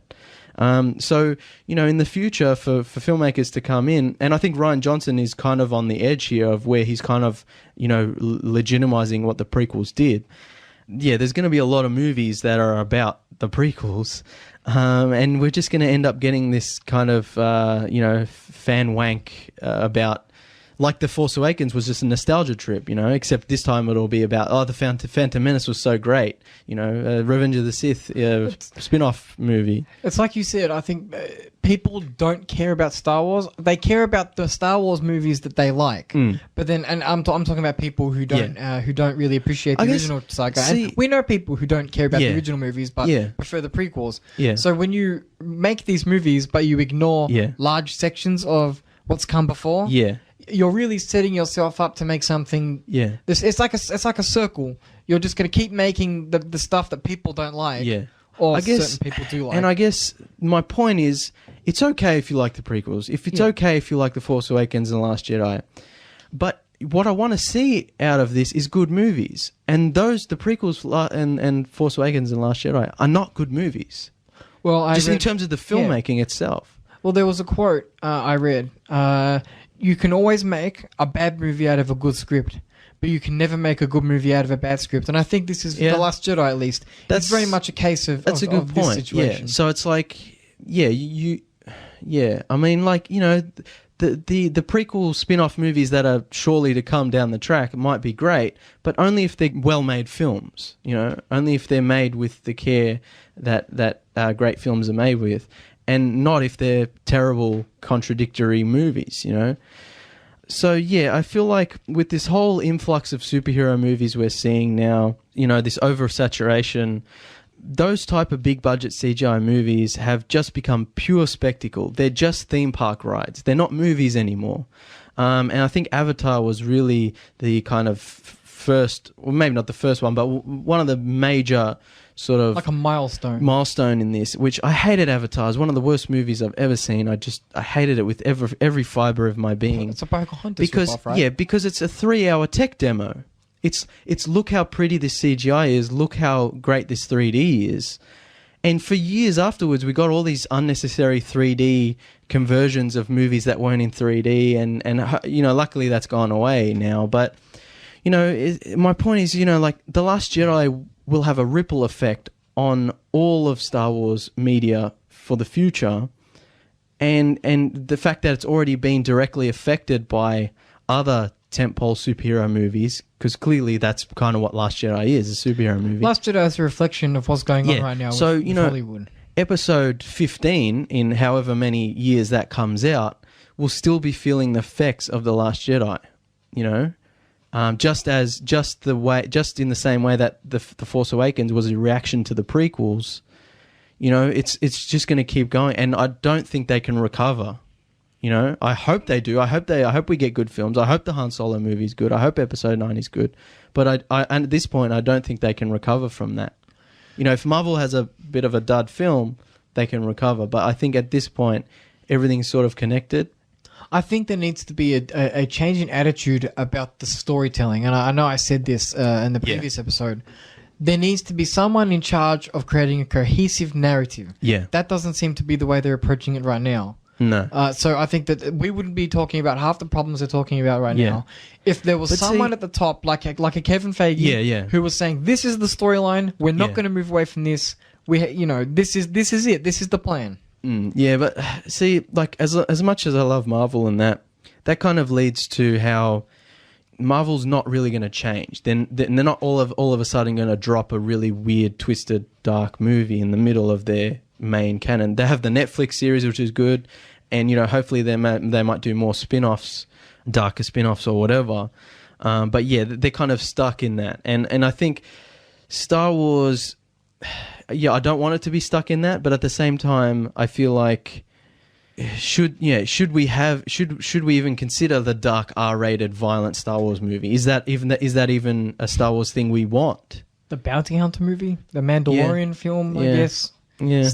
Stallone is. But yeah, I think my point is like, if everything in the movie has to be in service of the franchise, then it's no longer a movie in itself.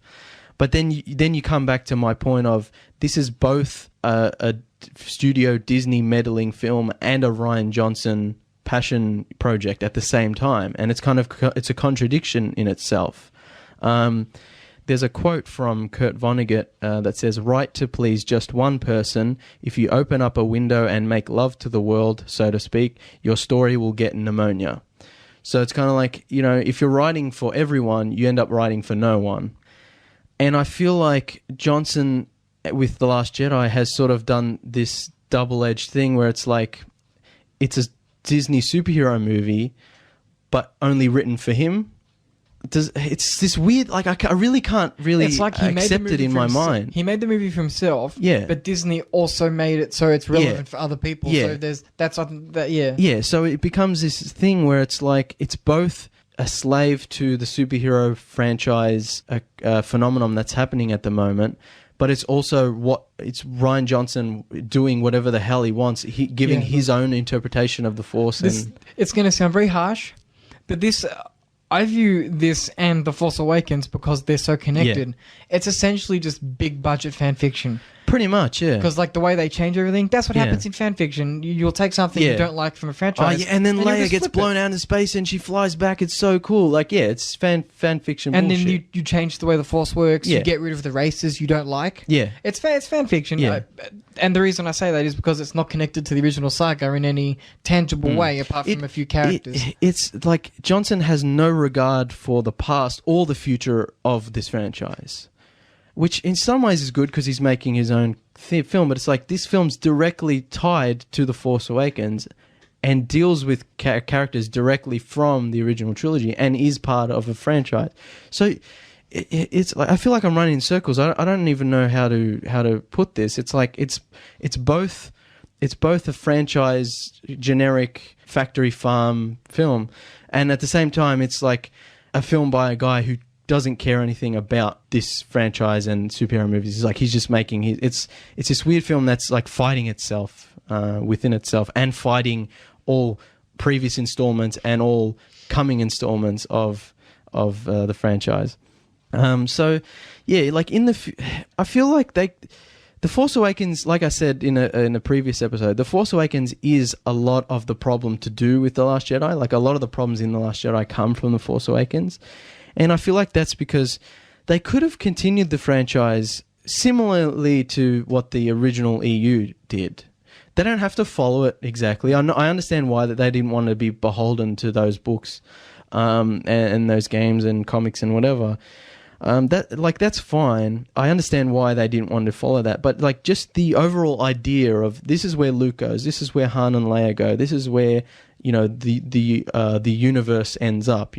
Just following that kind of train of thought, and it would have made sense. Yeah. And it's a Star Wars movie. It would have made money. There was no reason for them to play it safe with The Force Awakens by making it basically a remake of the original Star Wars or making it a nostalgia trip. And there's no need for The Last Jedi to reinvent it for the future. They could have just taken, okay, Return of the Jedi ended here, where are we now? Let's move it forward. But The Force Awakens doesn't do that, and The Last Jedi doesn't really do that, and it also just kind of throws everything out the window and says, I can do whatever I want. You know what I mean? Yeah. Like, it wasn't The Force Awakens, it wasn't necessary. It didn't have to reboot the franchise. It didn't have to be a nostalgia trip. And likewise, The Last Jedi didn't have to be a reinvention, a reboot. And they're both fighting each other, and they're both fighting themselves. And over these two films, essentially nothing happens. Yeah, exactly. Yeah.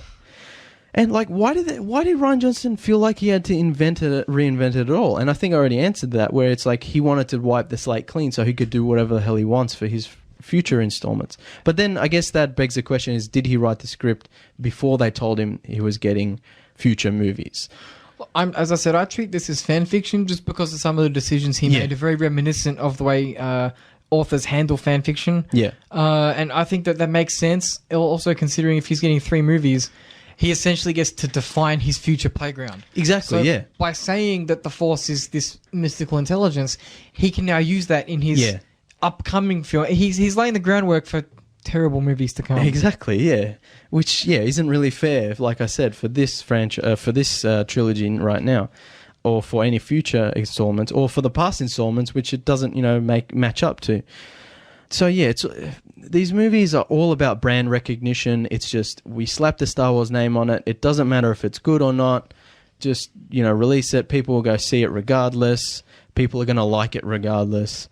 But if that's the case, why didn't they try to make a film that was more in line of what the original trilogies were going with, Because they didn't want to scare people off, but like I said, it's Star Wars. It would have made money even if it was very hardcore EU, It's like you said yourself just before. The original Star Wars was a Flash Gordian kind of a romantic adventure in the old sense of space the term. opera. Yeah. If you look at, and that was Star Wars reflected the era it was made in. That was what the adventure movies were like. Yeah. You look at what movies are like now. As you said, it's all Batman v Superman. It's all these kind of big bombastic action movies, which is what Star Wars is turning into because it reflects the state of movies now. So who knows what movies are going to look like 10 years down the line. And in doing so, it changes what Star Wars is. Exactly. Unnecessarily, because I don't think you have to reinvent Star Wars. Because the reason Star Wars is so resonant with people is because it was that romantic space opera. It was because it was that adventure film that spoke to people. Even now, young people growing up who have never heard of Flash Gordon, who have never seen an old black and white adventure film or medieval film or an old Akira Kurosawa samurai film, they still get that same feeling, from the original trilogy. And so that reinvention was completely unnecessary. And this is what I want to talk about is these new Star Wars movies are for non-fans. They're for people who don't like the original trilogy or who don't really invest in the characters in the world, who have never read the EU, which is fine. But it wasn't well executed. The movie is still bad, regardless of how it deals with the original trilogy or how it deals with the mythology. And I want to talk about, again, we'll talk a bit more about Luke and how, his sacrifice was, I guess, even though he's cynical the whole movie, it's like his sacrifice at the end, I guess, was supposed to inspire the Resistance. I don't know what they were doing there. Otherwise, it wouldn't have made sense for him to show up. But wouldn't have Finn's sacrifice done the same thing? And then Finn would have become the hero that Luke was. So if Rian Johnson's trying to say Luke is done as a hero and Luke is no longer the hero for the future of this franchise, and we can't hold on to the original trilogy like the way we do, then why was Luke the hero at the end of the film? Wouldn't it have made more sense if the Resistance hope wasn't tied to the heroes of the original trilogy, but instead was tied to the brave men and women who fight with the Resistance now in the new movies, like Rey, Finn, Poe, and Rose? I think it was just an excuse to get rid of Luke Skywalker, so they don't have to worry about his legacy. Rian Johnson cuts him down, says he's an arsehole, says he's cynical, but then gives him the big hero moment at the end of the film. And it's like, Johnson spent the whole movie de-mythologizing the OT, the original trilogy, and corrupting Luke's character. Then why not have that play into the climax where Rey, Finn, and Poe are the heroes instead of Luke? And Luke is passing the torch and saying, "You guys saved the Resistance. I'm done." You know what I mean? I don't know how you'd visually show that. You'd have to do a lot of rewriting and stuff. I mean, the whole movie needs to be rewritten. But, why give Luke this hero moment? And really all he does in this hero moment is project himself to distract Kylo long enough for the Resistance to get out the back door. And really Rey's big thing at show of force is to open that door by moving the rocks. Why not have Rey and Finn and Poe be the ones who go up against the Resistance, even though there's no hope left for their survival? They could because then Luke would become completely unnecessary to the story. If, theoretically speaking, Luke had accompanied Rey, Rey could have been the one to face off against Kylo Ren. Yeah. And Luke could have moved the boulders, allowing them to escape. And then, if they wanted to kill Luke, maybe he gets shot by a stray blaster on the way. No, Kylo would come up behind him and stab him just before they get away. Yeah. Or no, even better, Luke, I think I even said this in another episode, when Leia uses the Force, why not have it be something meaningful? Have her save someone. So when Luke uses Force projection, why not have that actually be a meaningful thing where he actually comes to the planet physically and saves someone from being killed by sacrificing himself, and not just distracting Kylo long enough and hard enough that he disappears into the Force. And if Finn was going to do that anyway, Finn would have done exactly what Luke was going to do. So yeah, it's like I said, it's a contradiction in itself. It keeps fighting itself. It keeps fighting the previous movies. It keeps fighting the future movies that are to come. And yeah, it keeps saying, get rid of the past, but then it's like, oh, Luke's so cool, actually. I don't understand. And the troubling thing is that The Last Jedi isn't even set in stone. So this movie was filmed. It's going to come out on Blu-ray. Yeah. Yet Episode 9 very well might retroactively change things. Yeah. Like Rey's parents. That's not set in stone. So it just makes even the things that I appreciate from The Last Jedi, such as the decision to make Rey's parents no one. Yeah. Even that can be changed in the future. Exactly. That's not, so if they do that, The Last Jedi suddenly has no redeeming value, even less than it does now, in my eyes. Yeah, it just it's like The Last Jedi makes Force Awakens even more pointless than it already was. So Episode 9 will assumingly make Last Jedi even more pointless than it already is. Wouldn't it be great if the next trilogy is just excellent? So you can essentially skip this middle trilogy if they reboot everything for 10, 11, and 12, and then they have a period of time passes, and then they pick up pieces where it should pick up. Like, Rian Johnson's reinventing this, this franchise for the future, refreshing it for a new generation. Why is he just turning it into a crappy superhero movie? Like, that's generic. That's what every other movie's doing. That's what's popular, though. Yeah, so, he's not refreshing it so it's new and bold and better. He's refreshing it so it's modern, for the whatever the current trend is, for what the fad is. That's stupid. I've got a lot more points, but not a lot of time, so I'm just trying to pick what I should do first. I think it's important that we recognise that when Disney bought Star Wars, it wasn't out of love. Yeah. Their primary goal is to put bums in seats. Exactly, yeah. That's, George Lucas, whether you love him or hate him, he loved Star Wars. Yeah. In his own way. Yeah. Maybe not in the way that we love Star Wars. Yeah. But his goal was to make Star Wars movies. It wasn't necessarily box office sales. Yeah. I mean, he wanted to sell as much toys as anyone else, but I think now it's just become the Battlefront 2 problem, but in movie form, just microtransactions, it doesn't matter if it's good, just as long as people pay lots and lots of money for it.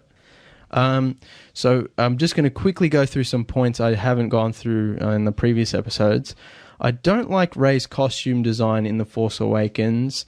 I understand it. She's, from the desert. She's wearing these kind of rags. She's got these, I don't know what you call them, like the arm bandages or sleeves that kind of go not all the way. She's got these weird 3/4 pants, which I don't like, and these weird Ugg boots.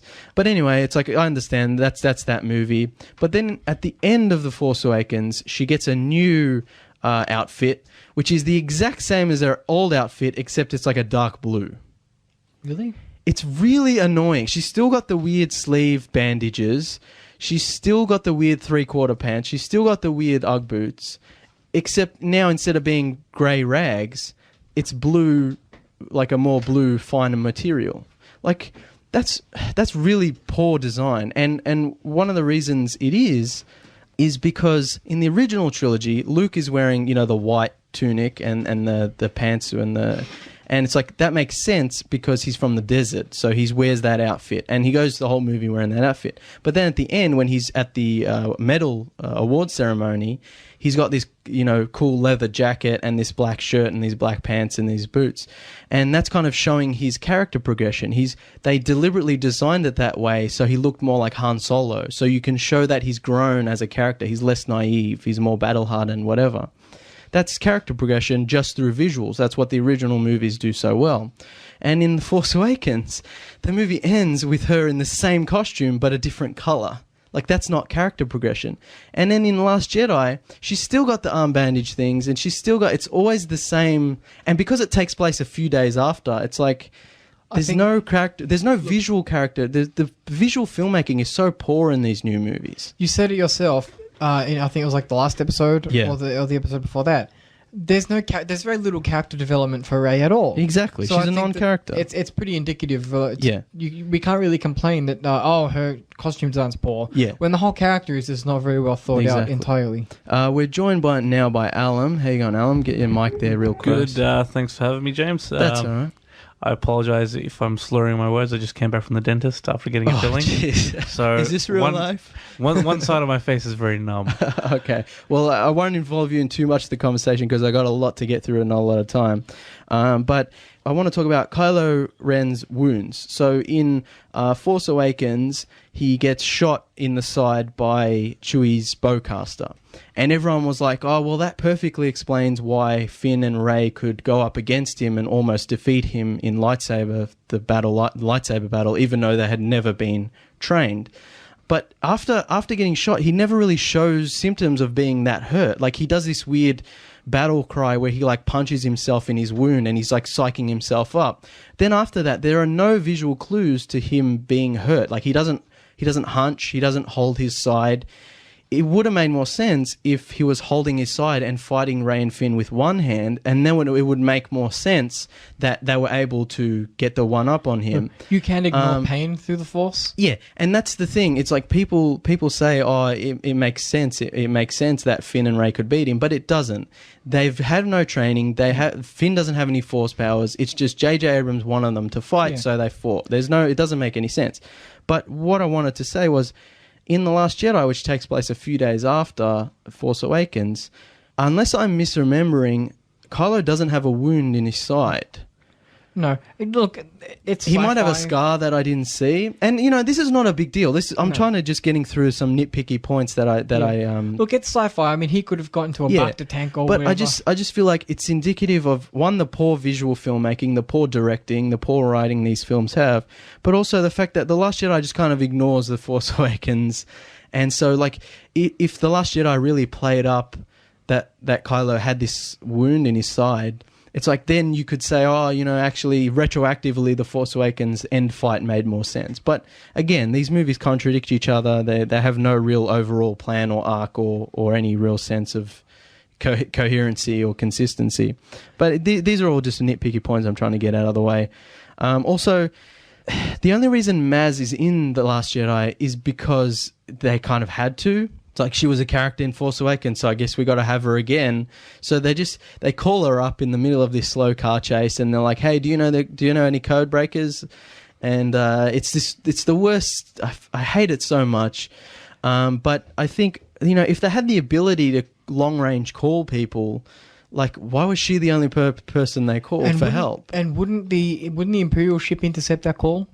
Exactly. Yeah. And I think it also would have been a more nuanced moment if Leia had found like Han's contact book and like gone through it. Smart, like get Lando show up. A little black book full of Han's memories, and that adds a bit of that kind of grieving moment, because you don't see too much grieving in this film for Han. Yeah, they don't really deal with that. Everyone moves on, whatever. Yeah, It also ties into all the other problems the Last Jedi has with all the logical inconsistencies where as far as I can tell in the original trilogy, communication jamming is a very simple technology that almost all vehicles have.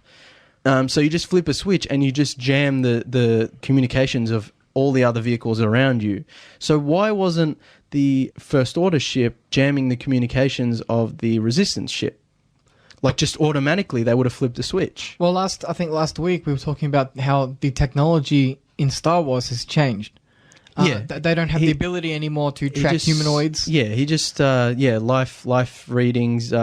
It's like I said, Rian Johnson just creates problems so he can solve them immediately. He makes problems that weren't problems before. It's just just a complete disregard for what's come before. And it's not even a matter of the story was better in the original trilogy. Yeah. It's a matter of changing the way the tech works. Exactly. He's not doing it for any. He's not doing it for any like emotional impact. He's just doing it so he can get to the next scene, or he can make a problem and then immediately revert it. Like it wouldn't be so bad if there was a logical inconsistency or a mismatch with the original, but there was an emotional response that overrode that. But instead he's just doing it because like there's no real explanation for it. Also, they say rebels a lot in The Last Jedi, and for a movie that's trying to kill the past and move on for the future, why say rebels instead of resistance? And it's because they are the rebels, and we've had this discussion before. It's funny to think that this is set how many years after the original trilogy? 30. And yet, where's the Empire that they're supposed to be rebelling against? Because there's a period of time between the Empire and the First Order in which they were the government. Yeah, and that the First Order is never explained who they are, where they are, how many planets they control. So it's like, why is there a resistance, as I've talked about a lot before? And yeah, like, and now they're just calling them rebels. It's just because, like I keep saying, this movie is a contradiction. It's tearing itself apart. It's like, yes, it wants to be nostalgic, but at the same time, it wants to be new and different and go in different directions. So it's kind of like beating itself up. It's just really bad. Anyway, I guess we'll kind of end this section on a more positive note. The best thing to come out of The Last Jedi are the memes. Yeah. So many good memes. The flying Leia memes, hilarious. But I think my favorites are the shirtless Kylo memes or the Ben Swallow memes. Have you seen these, Alan? Yes, I have. Ben They're Swallow. so funny. Quite a staple of the internet. So good. And then now there's the Kylo challenge where you have to get your pants as high as humanly possible. And there are all these funny memes, and it's so that's the best part. That's I guess one bright side. Also, it was good to see Billie Lourd in The Last Jedi. She's Carrie Fisher's daughter.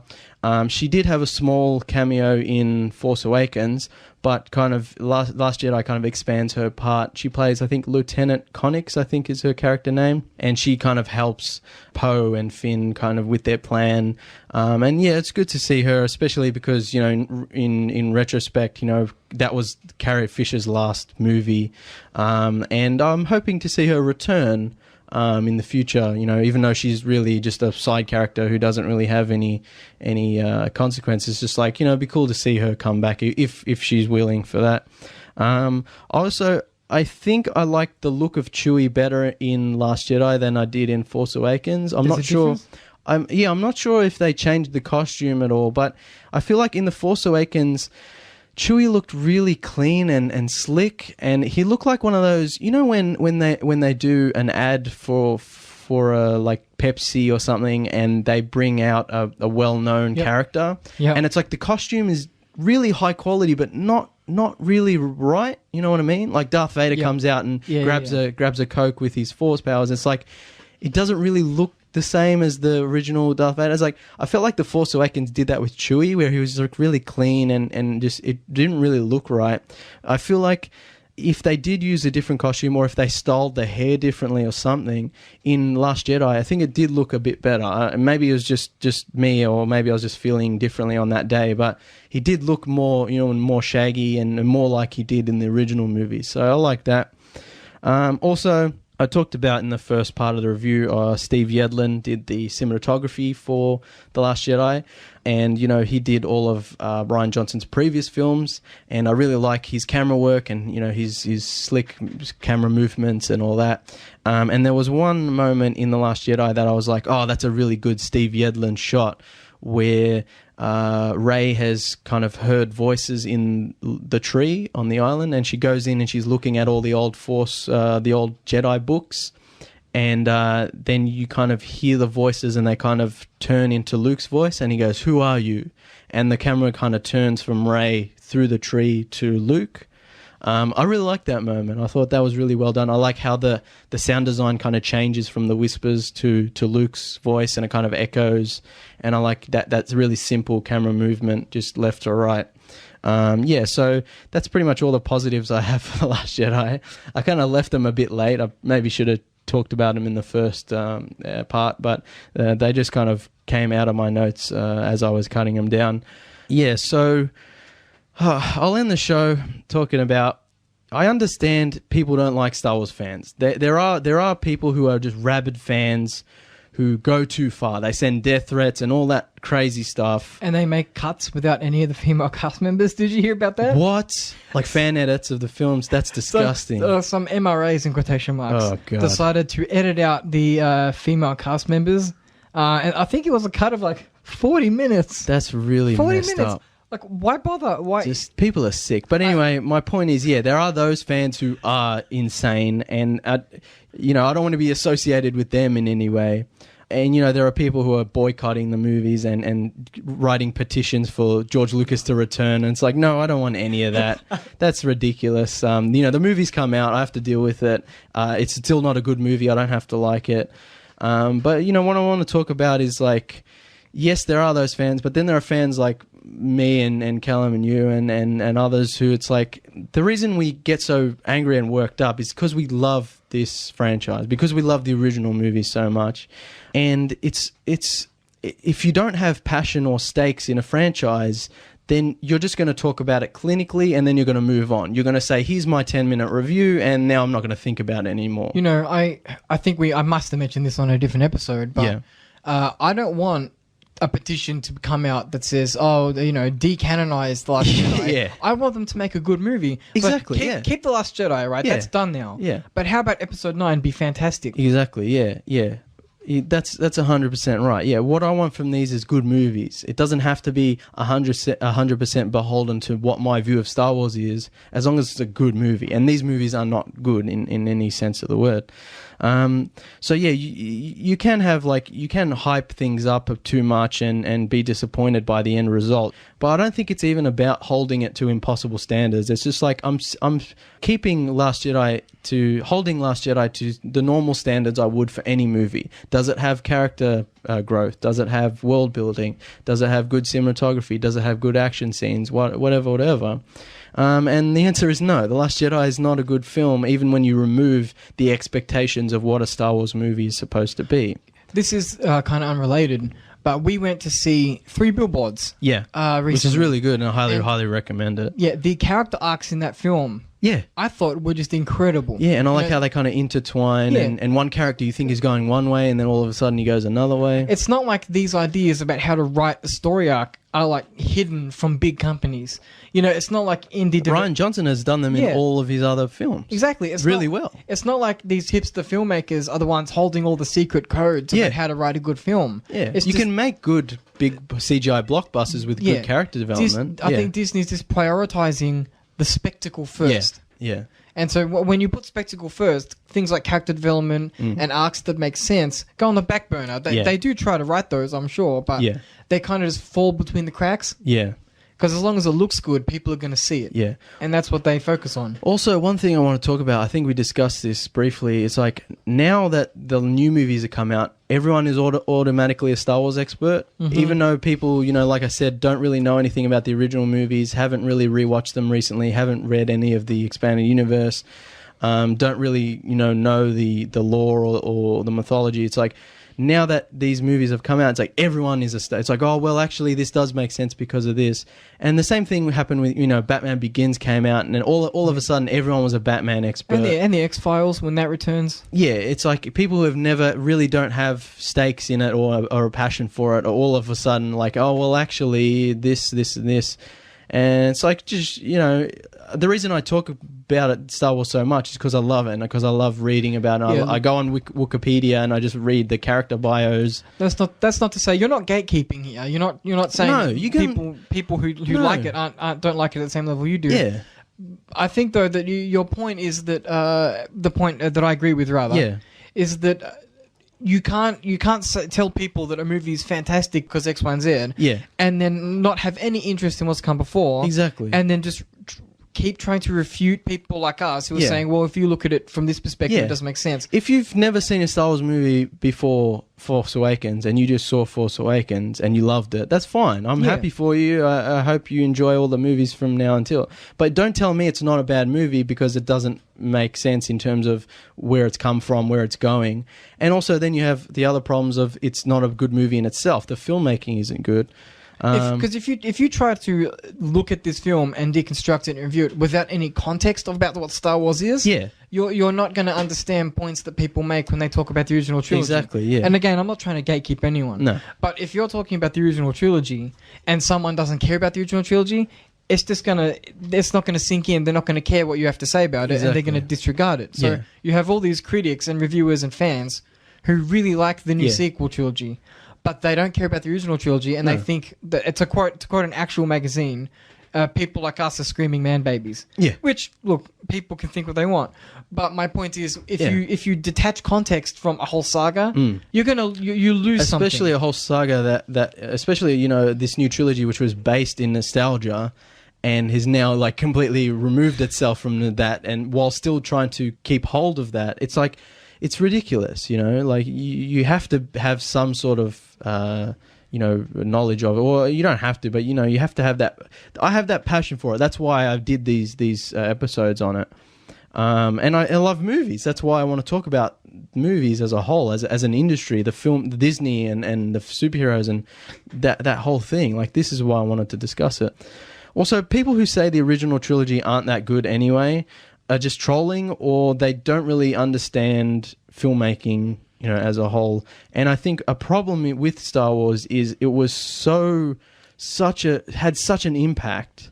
It was such a global cultural phenomenon that the actual filmmaking within the movie itself has been overshadowed by the cultural impact. Does that make sense? Yeah. So people think of Star Wars and all they see is the logo and the lasers and the lightsabers. It's like no one actually watches the original trilogy and goes, "Oh wow, that's a really great edit. Oh wow, that's a really great light. That's really great lighting. Oh, I like how they structured this." And that's how I look at the original movies. The original movies are great, not because they're Star Wars movies, because they're well-made movies. They're very well structured, very well edited, very well written, and a lot of elements went into that.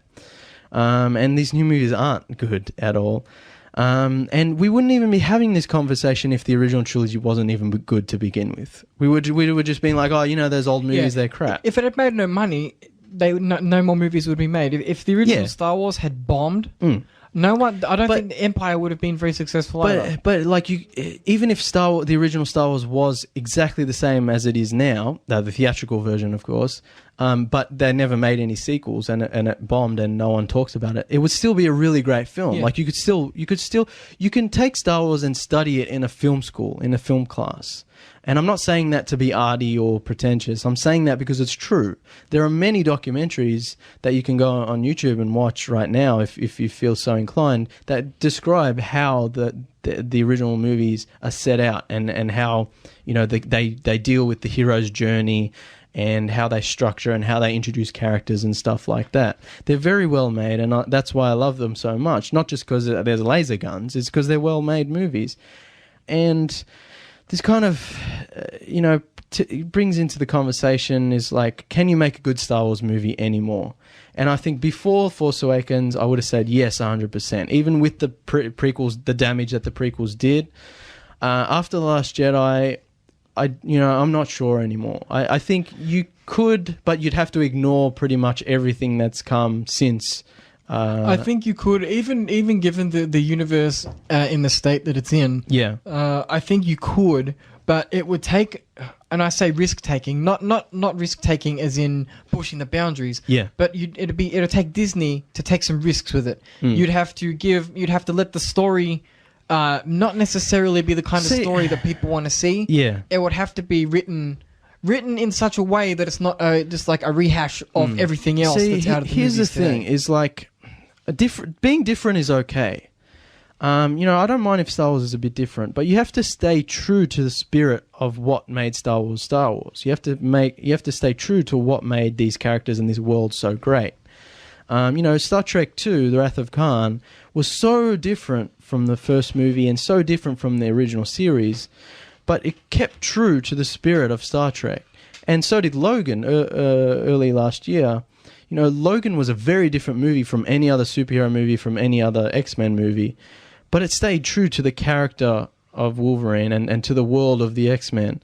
And even Empire Strikes Back was very different from the original Star Wars. It was much darker.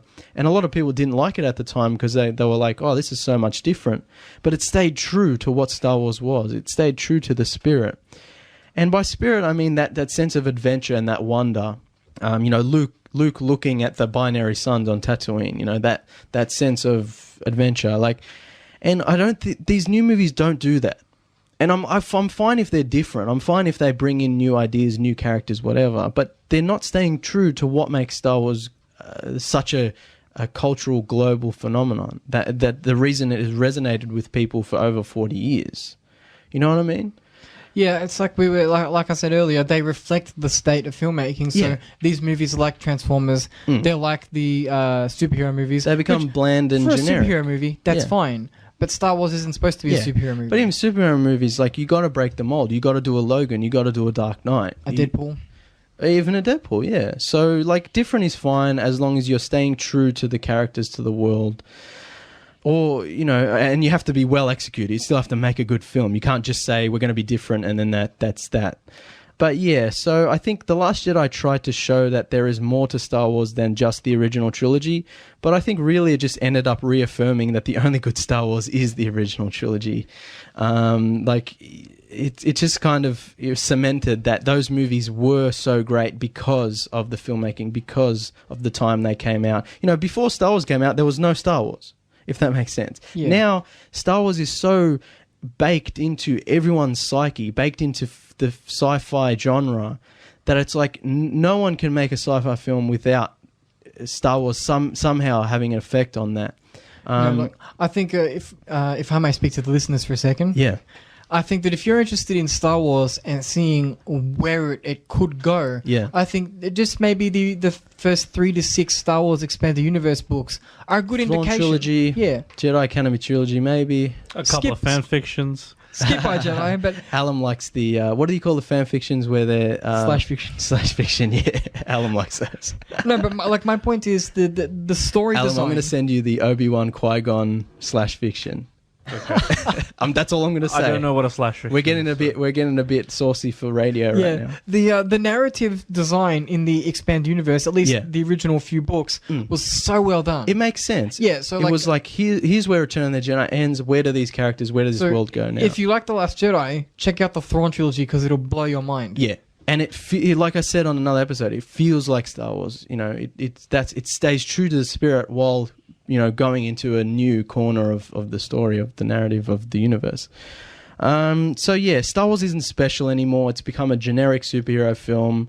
It's become a franchise where anyone can come in, just make a fan fiction film, and then leave. And you know, and there's so many consequences that come off from that in the future of the franchise that no one seems to care about. And they reboot it after every movie, so there's no point. Yeah, exactly.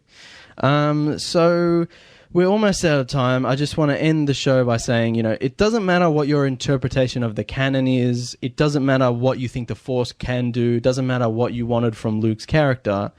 It's about the filmmaking and the storytelling. And it's not about holding Star Wars to an unreachable standard. It's not putting Star Wars on a pedestal.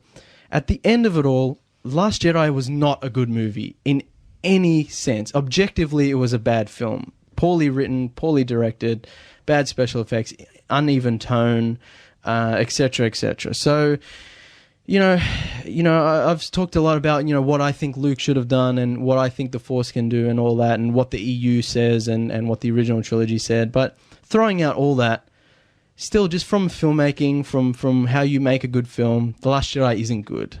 Force Awakens isn't good. Rogue One isn't good. The prequels are not good. Han Solo might be okay. I hope it's good, but it's, you know, I'm not holding my breath. So yeah, for me, I just really had to do all these episodes because I just had to get it through my head. I'm still running it through my head.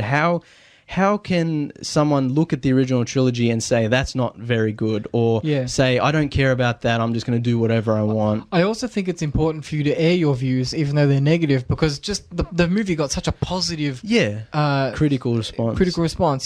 So all these critics are going out there saying it's one of the best movies of the year, and we didn't see the same movie, I feel. No. I guess people think because I love movies and because I have a movie show that I sit there and I watch movies with a critical eye and I say, oh, that shot there wasn't right, or that's a continuity error.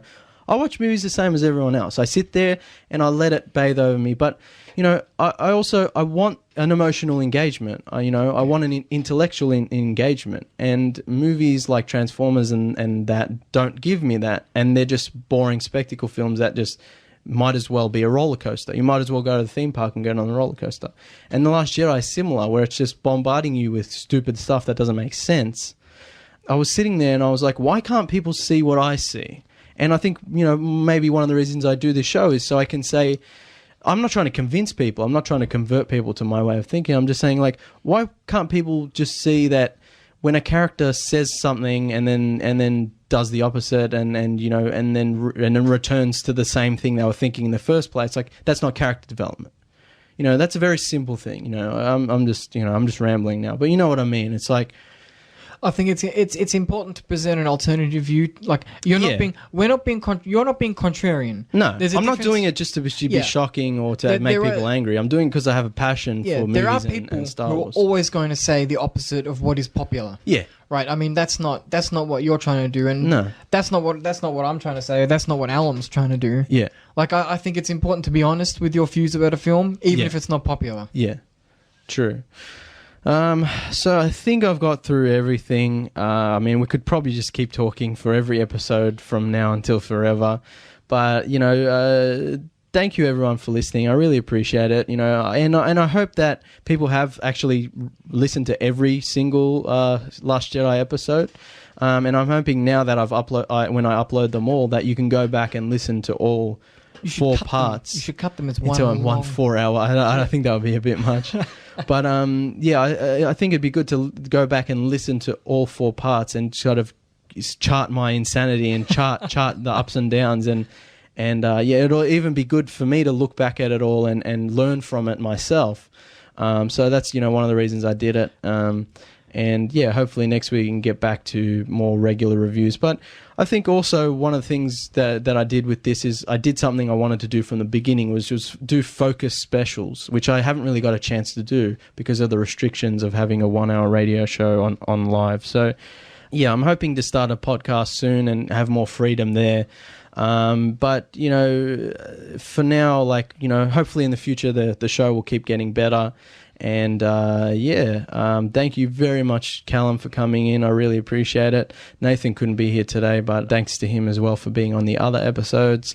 Thank you, Alan, for coming in, even though you're a bit out of it. Thank you, everyone, for listening. I really, really appreciate it. Please like and share the Man vs. Movies Facebook page and subscribe, rate and review the Man vs. Movies iTunes. That would be a lot of help. That's pretty much it. Thank you all again. May the Force be with us all, and catch you later. We hope you enjoyed this special flashback episode. What you just heard was a re-upload of an old show. If you'd like to keep up with our current show, The Tuesday Review, please like our Facebook page, follow us on Twitter and Instagram @TuesdayReviewAU, and rate, review and subscribe on iTunes and Apple Podcasts. You can find The Tuesday Review wherever you listen to podcasts. Adios, cousins.